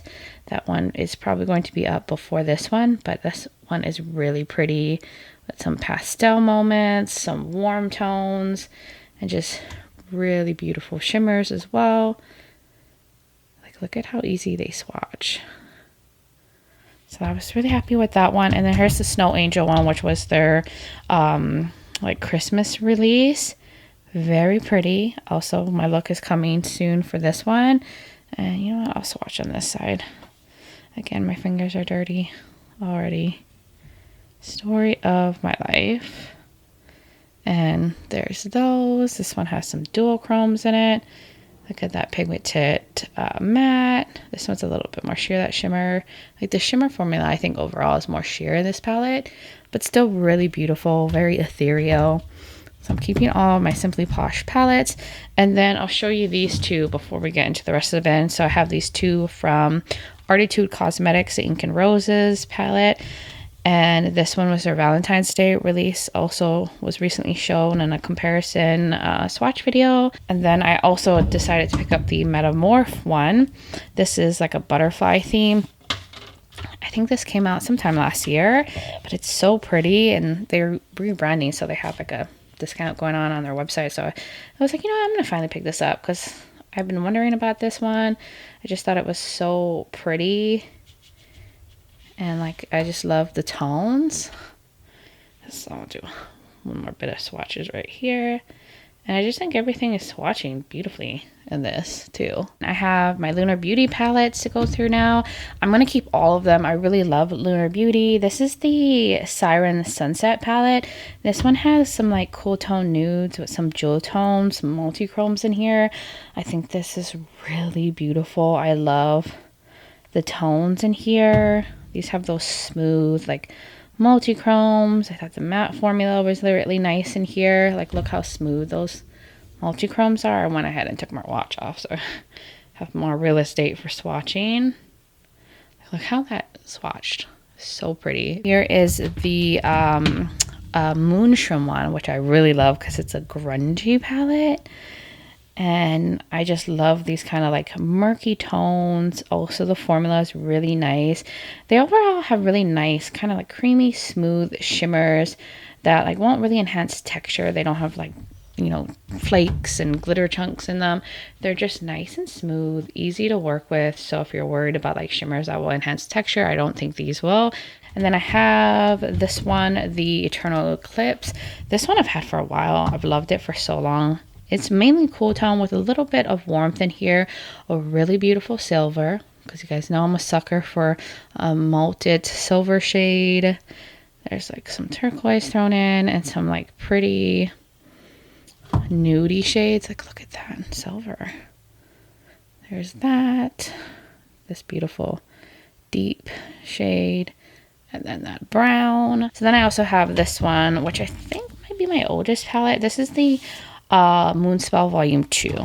Really wish I had gotten the Volume 1, but this one is full of like pinks and berries and purples. I know this wasn't everybody's favorite, but I really like this one. Then I have this one, which I just refuse to let go. This was from Tarte Beauty. They had a short run. I hope Tarte brings it back, but this was the first palette she did. It was like the, what was it? Volume 1. This is a Textured Neutrals. I can't remember the exact name of this one, but I still really adore this. Like, I think she did like this formula so well, and how she set it up, and it's just a good go-to nudie palette with a few berry shades. And now we can get into my ABH ones. So this one is pretty new to me. This is Nouveau. I picked this up during like the holiday sales and stuff that they had, I think from Ulta. And I really like this. The metallics are on the smoother end, but I like overall this color story. And then I also have the ABH palette, the one they did with, I believe, Jackie Aina. And this one is so pretty. This was my like favorite one from the brand, and I think I just want to hold on to this. Even if it's just for memories. I just thought that this was one of the best ones that they did. I love the like deeper colors in here. I thought it performed nicely. Honestly, I felt like it didn't stick around for very long, and I thought this was one of the best ones that they did. Like, look at those swatches. It still swatches really, really beautifully. So I'm going to keep that one, and then we'll get into the Sigma palettes. I think I'm going to just keep the Disney ones that I have. I really like these ones. This is Alice in Wonderland. Nice, true, easy like shades to use. Nice smooth shimmers, really good mattes that are pigmented, and I feel like this is just like a formula that's very user friendly, especially if you're like a beginner when it comes to makeup. And overall, I just enjoy the packaging and the overall color story. Look at that dark smoky metallic. It's so saturated. So I'm going to keep this one and the Cinderella one, which they are kind of similar, but they do well at like being compared to a lot of palettes that have come out. And then I have the Untamed palette, but I actually think I'm going to finally part ways with this. I feel like this was like the older Sigma formula, and I feel like I'm confident to say that I have a lot of shades like this in formulas that I prefer, and I haven't reached for this one in a while. And then I have these palettes from Adept Cosmetics. I think I'm going to let go of this one right here, the Rustic Glam one. I haven't used this one in a while. I really do like the shades in here, but I know I have this many times over. I don't need to keep holding on to this one, but I'm going to keep the Berries and Cream one. I swear there's almost hair in these bins, but this one I really love. I just like love the berry tones, and I feel like I've ended up using this one more than the Rustic Glam, which I thought was going to be the other way around. I just like these berry tones. Now we'll get on to my Melt palette. I have the She's in Party palette, which I think is pretty. It's giving those berry tones, and I like this muted kind of coolish vibe that some of the shades are.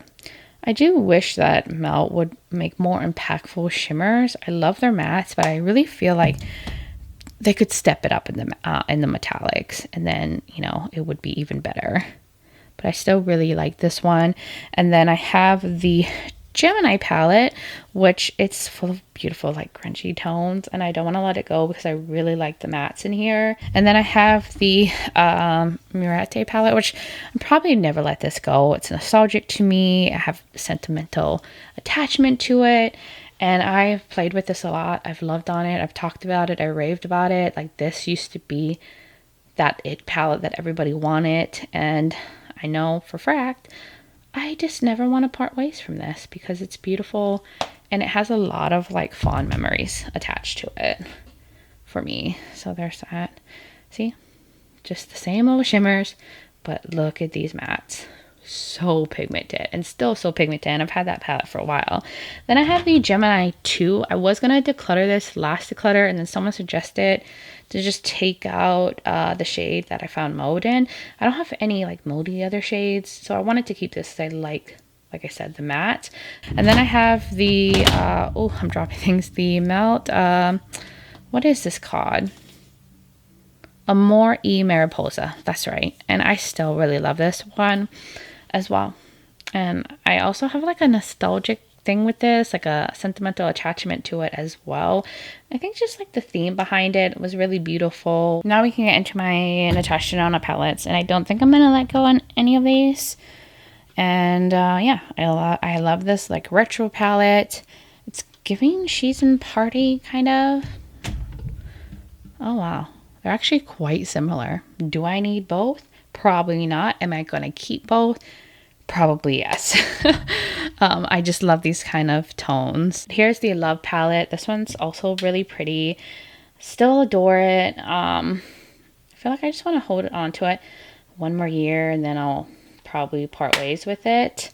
I just think this is also really good to compare to like Valentine's Day releases. So I want to continue to hold on to that, even though I've showed you so many palettes with these kind of color stories. Then I have the Yucca palette. I also adore grungy shades. I think the tones are really beautiful in here. And I mean, these are my favorite kind of shades to wear, greens and murky shades. They get me every time. And I just think the formula is just so pretty. And you can see I feel like Natasha Denona is consistent overall as a brand with their formulas. And then I have the My Dream palette. Another berry palette with some warm tones thrown in. Guess I'm just a sucker for berry tones. And I just thought this one was really nice. This is, I think, my newest one from them. This one or Yucca is my newest ones from them. And there's that. Then we have the gold palette. Another one I don't think I will ever let go. Because this, I think, was either my first or second purchase I ever did from Natasha Denona. And I was obsessed with this.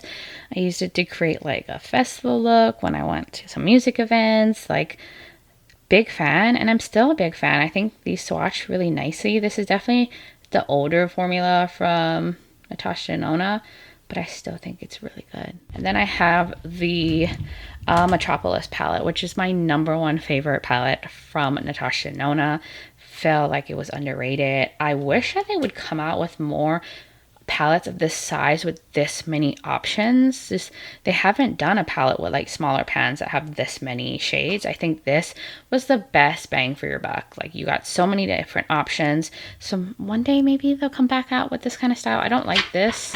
There's the shade names were just on here, but I love all the different options. You can see I have loved on this. I've used this a lot. I've shown it a lot on my channel. I've traveled with this. I think it's like a beautiful fall color story. The cream to powder shades are still creamy. And I just really think this was one of her best. And in my opinion, one of her most underrated ones out of all of them. So maybe one day she will come back with that size out. I would be so happy to see that with like more fun colors. And I have the Circle Local one. I really like this one too. It's so like colorful, but like more on the jewel tone side. But then there's some like lighter pops in here. I feel like this one too like didn't get as much love as like their you know, more nudie palettes. I feel like people really gravitate to from Natasha Denona, and I'm like always wanting more color. Like, give me more color. I'm happy with that. But yeah, I just think this was kind of underrated. Like, look how good that cream to powder one swatches, and it's still creamy. And look at this lavender silvery shade, really intense. And her shimmers tend to be more subtle, but that one is really beautiful and foiled. And then the trichrome one, another fave of mine. The multichromes in here are okay. They're not as impactful as like multichromes I have from other like brands, but you know, I feel like Natasha Denona's market of customers like usually more toned down makeup. It's still swatching really nicely. I just think they're a little bit more muted, a little bit more lackluster, but the mattes are really nice in here. And honestly, I don't think there's any cream to powders in here. I know not everybody likes the cream to powder formula from her. I also feel like this one didn't get a lot of hype, or I might be totally wrong. But those are my Natasha Denona palettes. Now we can get into, I have one other ABH palette. I think I was supposed to declutter this, and somehow it stuck back into my collection because I just loved all the greens and different mattes and stuff in here. But I'm gonna let it go. It needs to go. I need to stop putting this back into my collection. So I'm going to part ways with that one. And then now we can get into these Danessa Myricks ones, which these aren't going anywhere. These have such beautiful shimmers in it. Now, these have two like cake liners and those chrome flakes, which not my favorite formula. And I'm so happy that they did like all like actual shadows instead with their like most recent these are the Lightwork palettes, by the way. But these like multichromes are so beautiful. I think you get a lot with what you pay for here based than like buying individual singles from indie brands. Like, look at that. I have raved so much about these Lightwork palettes because they're so good. And they just swatch like a dream. Look how foiled those are. I could swatch these palettes all day long. I love the Lightwork series that they do, and I will totally get one if they come out with another one next year. And I think this was the other one. Yeah, this was the second one that I got from them. This one has the split pans in it, and I love that she always like does all these like different formulas and like puts in some satiny shades, but they're all so good. I literally could sit here and just swatch all of them for you and be like a little happy camper. Like, look at them on my finger. They speak for themselves. I don't know if you can see like the shift on that, but they're so good and creamy. See, this is the stuff about makeup that I love the most. Intense metallics. I just could stare at them all day. This is the most recent one where they did like really cool packaging. This like pops out and it has like a mirror, and you can take these, oh shoot, things are falling apart. These little, oh no, see, I'm so careless with my palettes. And you can pop out these little sections and then like travel with them, but at the rate of how I'm going with this palette, I don't know if I'll be able to travel with it. And now we'll get to these last two Made by Mitchell ones, and I think I want to keep these for a little longer. I love the mattes in here. This is the Head in the Clouds one. It has beautiful like springy like pastel colors in here. The shimmers, not that exciting. They're like really like lackluster shimmers. They're smooth. I mean, that one looks really pretty, but they're not like those intense ones. Well, that one looks really good too. They're just more smoother shimmers. I like the extra sparkly foiled ones, but I think if you like the smoother formula, you would probably appreciate this palette. But I just love the options. It's a great palette to use for comparisons too. And I actually use the products on my eyes. I've traveled with these, so I'm going to keep holding on to these because I think they're really good. And I just thought the color story was this beautiful in these. And then the other one is the Feet on the Ground. This one has a bunch of like grungy greens and stuff. Mattes are just, they're just so good in here. So here is the last bin to go through. So I'll start off from the front. I have this one from What's Up Beauty. This is the Dragon Eye one. So beautiful. Love the formula. I just hope that they'll come out with some more interesting color stories in the future, because I thought the formula was so good that I want to try more from the brand. But I'm happy I finally got to try them because I was really impressed with this, both with the metallics and the mattes. I think they have a really solid formula, and I just can't wait to try more from them because I think they're good. They're really good.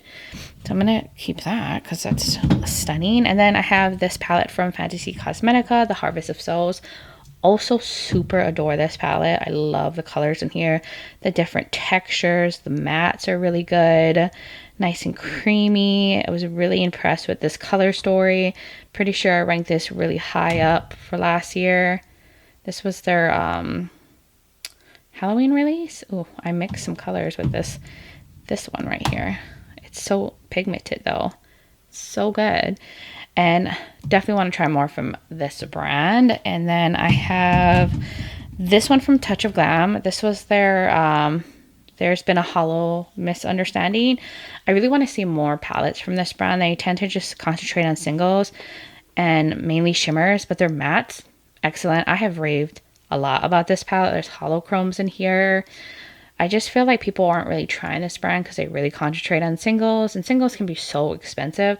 I just think people more gravitate towards actual completed palettes, especially if you're not someone who wants to take the time to go through singles and spend the extra money.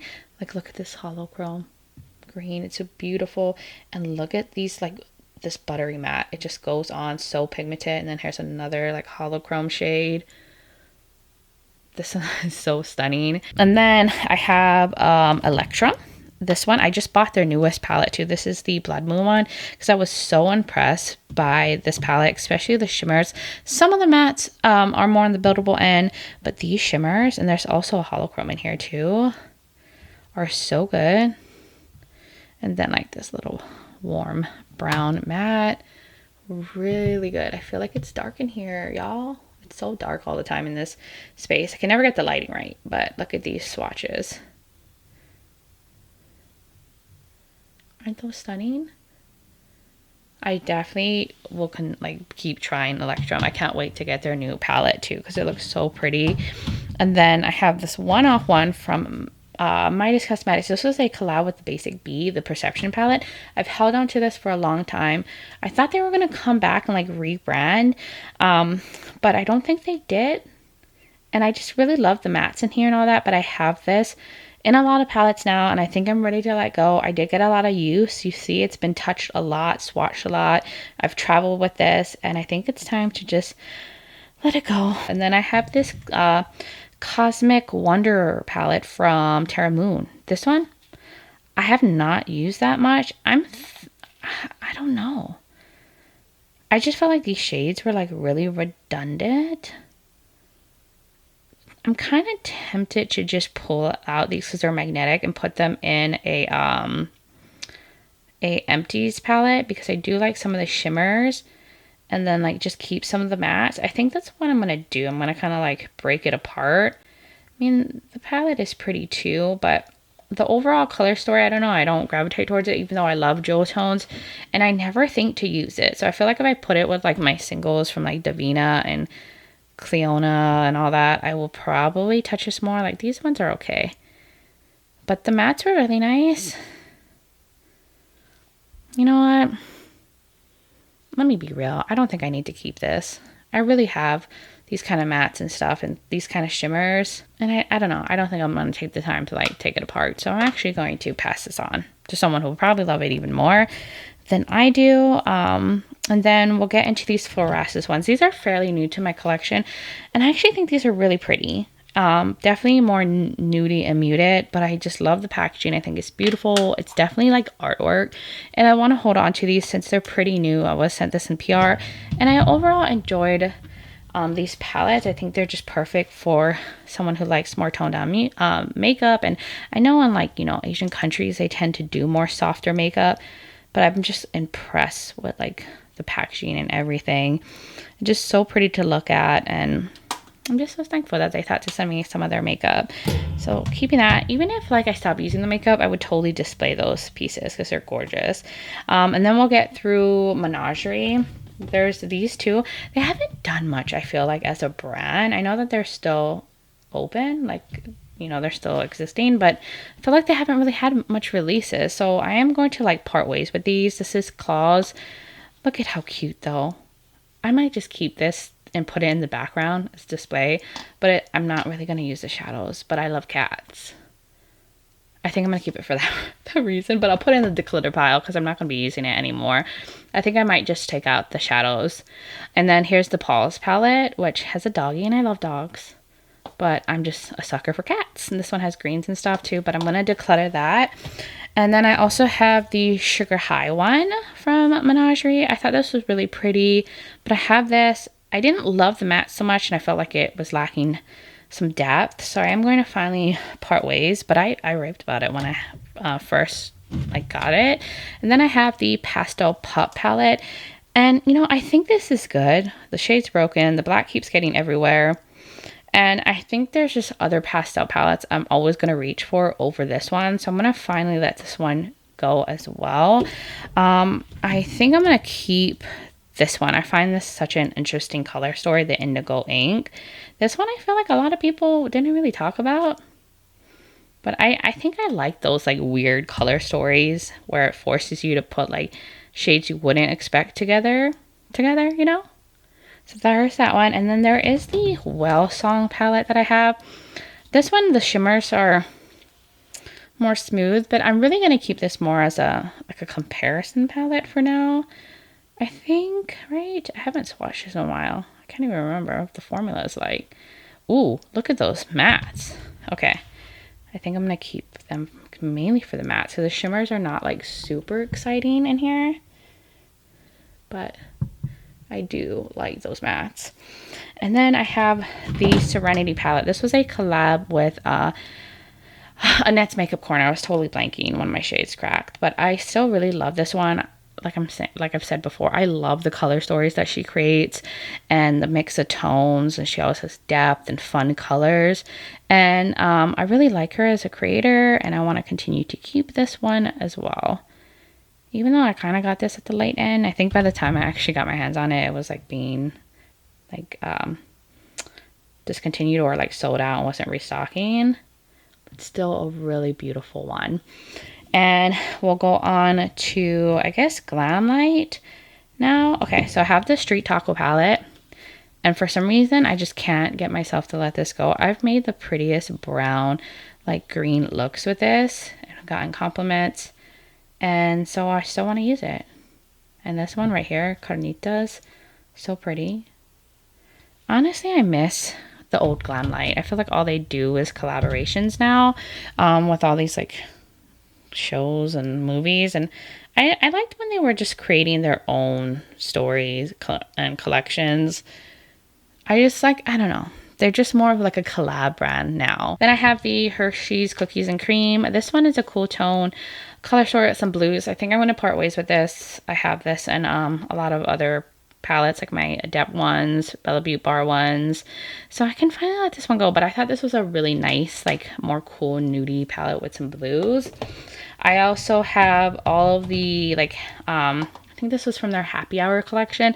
Chocolate Martini. Stunning. Definitely want to keep this one. And then I have the Dirty Martini, one of my favorite like greeny palettes. Definitely keeping this one. And then we have the Margarita one. Really love this one. It's bright and colorful. I think the lighter mattes are nice and pigmented in this one. Love the slimy green. And I think they discontinued this line, which I wish they didn't because it's so good. There's that. And then the last one is the Wine palette. Another beautiful monochromatic palette with purples.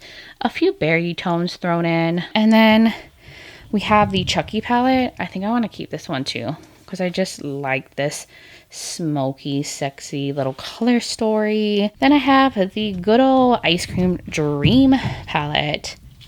This one I want to keep, especially for comparisons and stuff, but I still think it's really good. And then I have the Barbie palette. I feel like I haven't played with this one that much. I don't know, somehow like I don't gravitate towards this one, but I like the tones. But I haven't used this in a while, so I think I want to. I think I'm gonna let this one go. I honestly don't feel like I've touched it that much to be real honest here. And then I have the Michaela palette, which this one I'm gonna continue to keep. I don't know, I have like a attachment to this one as well. Love the options, thought it was really good. Like when that palette first came out, like people adored it. I don't think people feel the same way about Michaela at this point, but I think this palette was really nice. And then I have the Michaela too, and I think I'm going to keep this one as well. I just feel like I have to have both, like keep them together. I don't think that makes any sense, but I'm just gonna keep my logic going and let it be. I know I always go for like the greeny shades to swatch. I can't stop myself. And I think this one though I'm gonna let go. I've had this for a long time. One of the first palettes I think I bought from Glamlight, maybe the second one. This is the Cake palette. It's a rainbow palette. Over on the darker side, the shimmers are a little bit more smooth. And this is like one of their older palettes. Definitely, I feel like their older formula. So I think I'm ready to finally let go. This was the good old days of Glamlight. And then, of course, the Rick and Morty palette. This is not going anywhere. This is probably my most favorite palette from Glamlight, hands down. I thought the formula was so good. Looks I've been able to create with this have been absolutely stunning, and I just love the options, and this compares to so many palettes like that have been coming out recently, so I don't want to part ways with that, and I still really just love playing with all the color that's in here. Then we have the Scooby-Doo, another one that I really love. I feel like this is underrated. I don't know, I just don't think it appealed to people as much, and then it has like a lot of open space, but I think the options are really nice. It's like more muted colors, and nudes thrown in, but I just don't think people really gravitated towards this one, even though it's really pretty. I think maybe the theme, the packaging just didn't really suck people in with like the Scooby-Doo stuff, but I'm happy I picked it up because I was really impressed with the formula in that one. And that is it for Glamlight. Now we can get into Kaleidos. I'm gonna let this one go. I think I was supposed to declutter this, and like I said, things be sneaking back in my collection, and it was really for the silver. But as you guys seen, I've swatched a lot of silvers that are even more impactful in my collection. So why am I holding on to this? But I am going to keep the Club Nebula palette. It was a collab with Angelica Nicovis. I have adored and loved this one for a very long time. Then I have the Escape Pod one. This one I have not touched in a while, but I have an attachment to this one too for some reason. And then there's this one from Kaleidos. Like, this is so innovative. The packaging, the theme, the whole flower punk.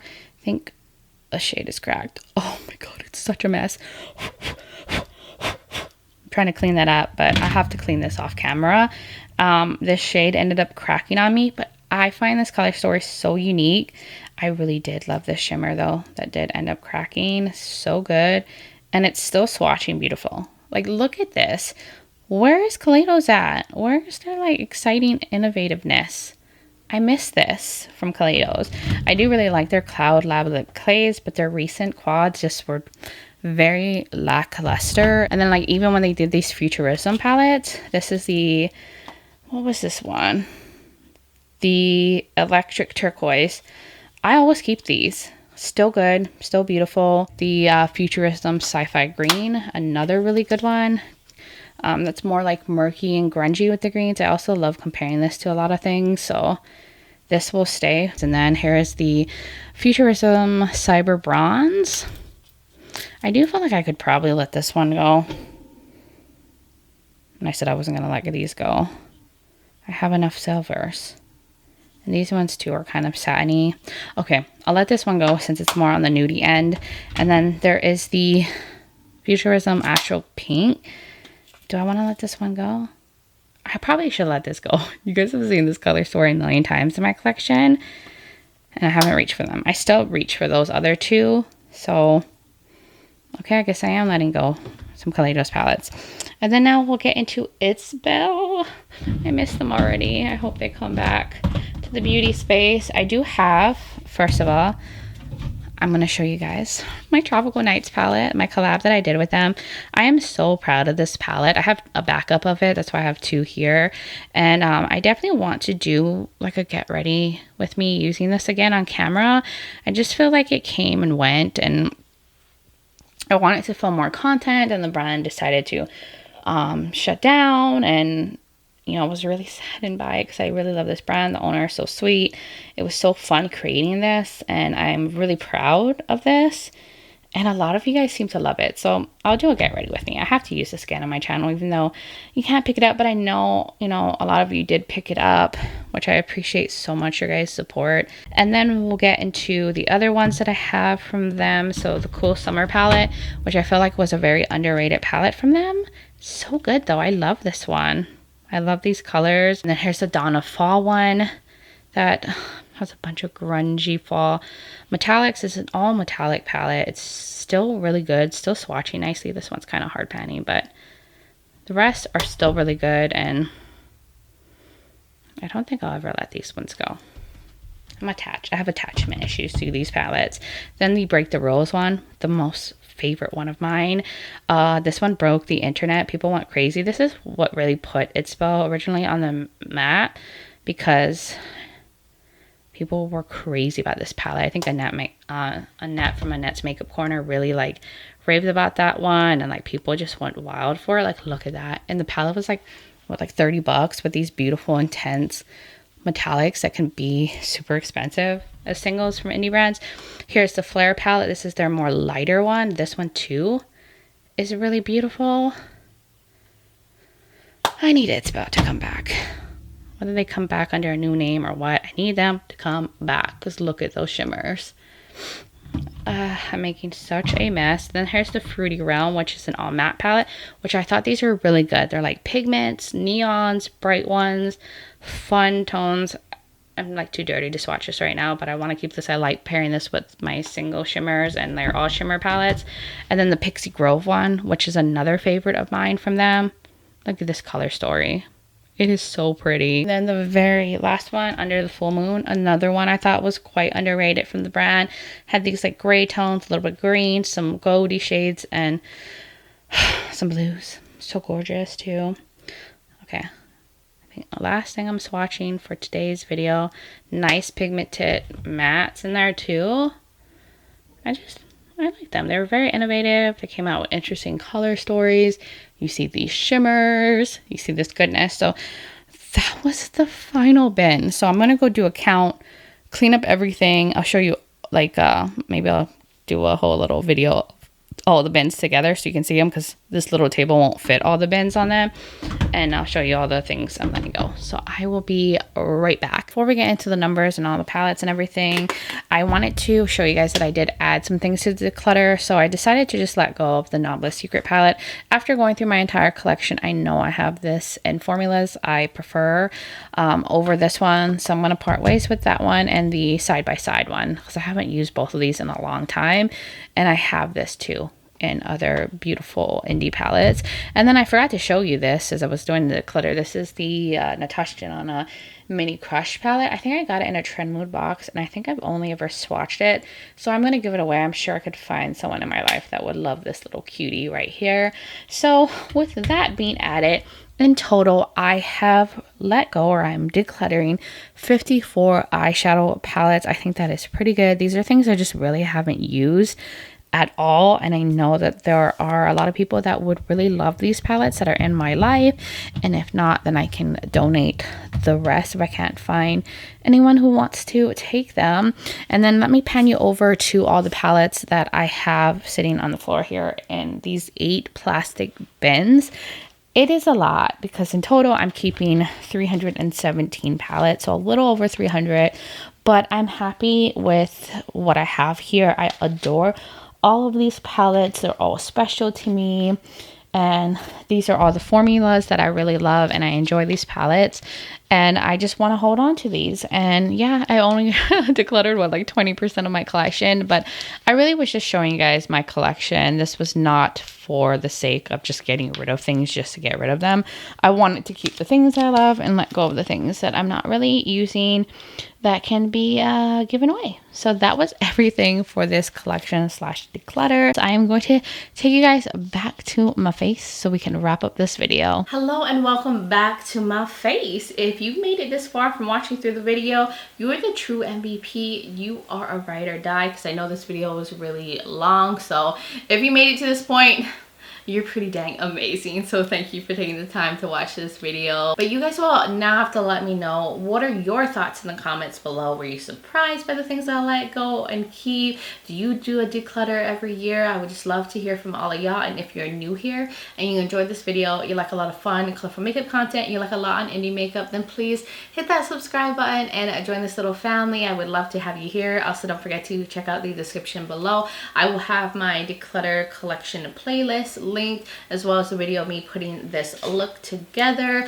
And of course, I always have my makeup linked as well, in case you want to check out the products that I'm using on my face. And I will have my contact and my social media platforms linked. I'm also on Instagram as Breezy Lifestyle or Breezy_beauty. So if you want to join my Instagram fam, I would really, really love that. But guys, thank you so much for taking the time to watch this video, for being here, for supporting my channel. I just appreciate you guys all so much. And I just hope all of you are doing well wherever you are in the world. And just sending you guys so much light and love. But until next time, bye guys.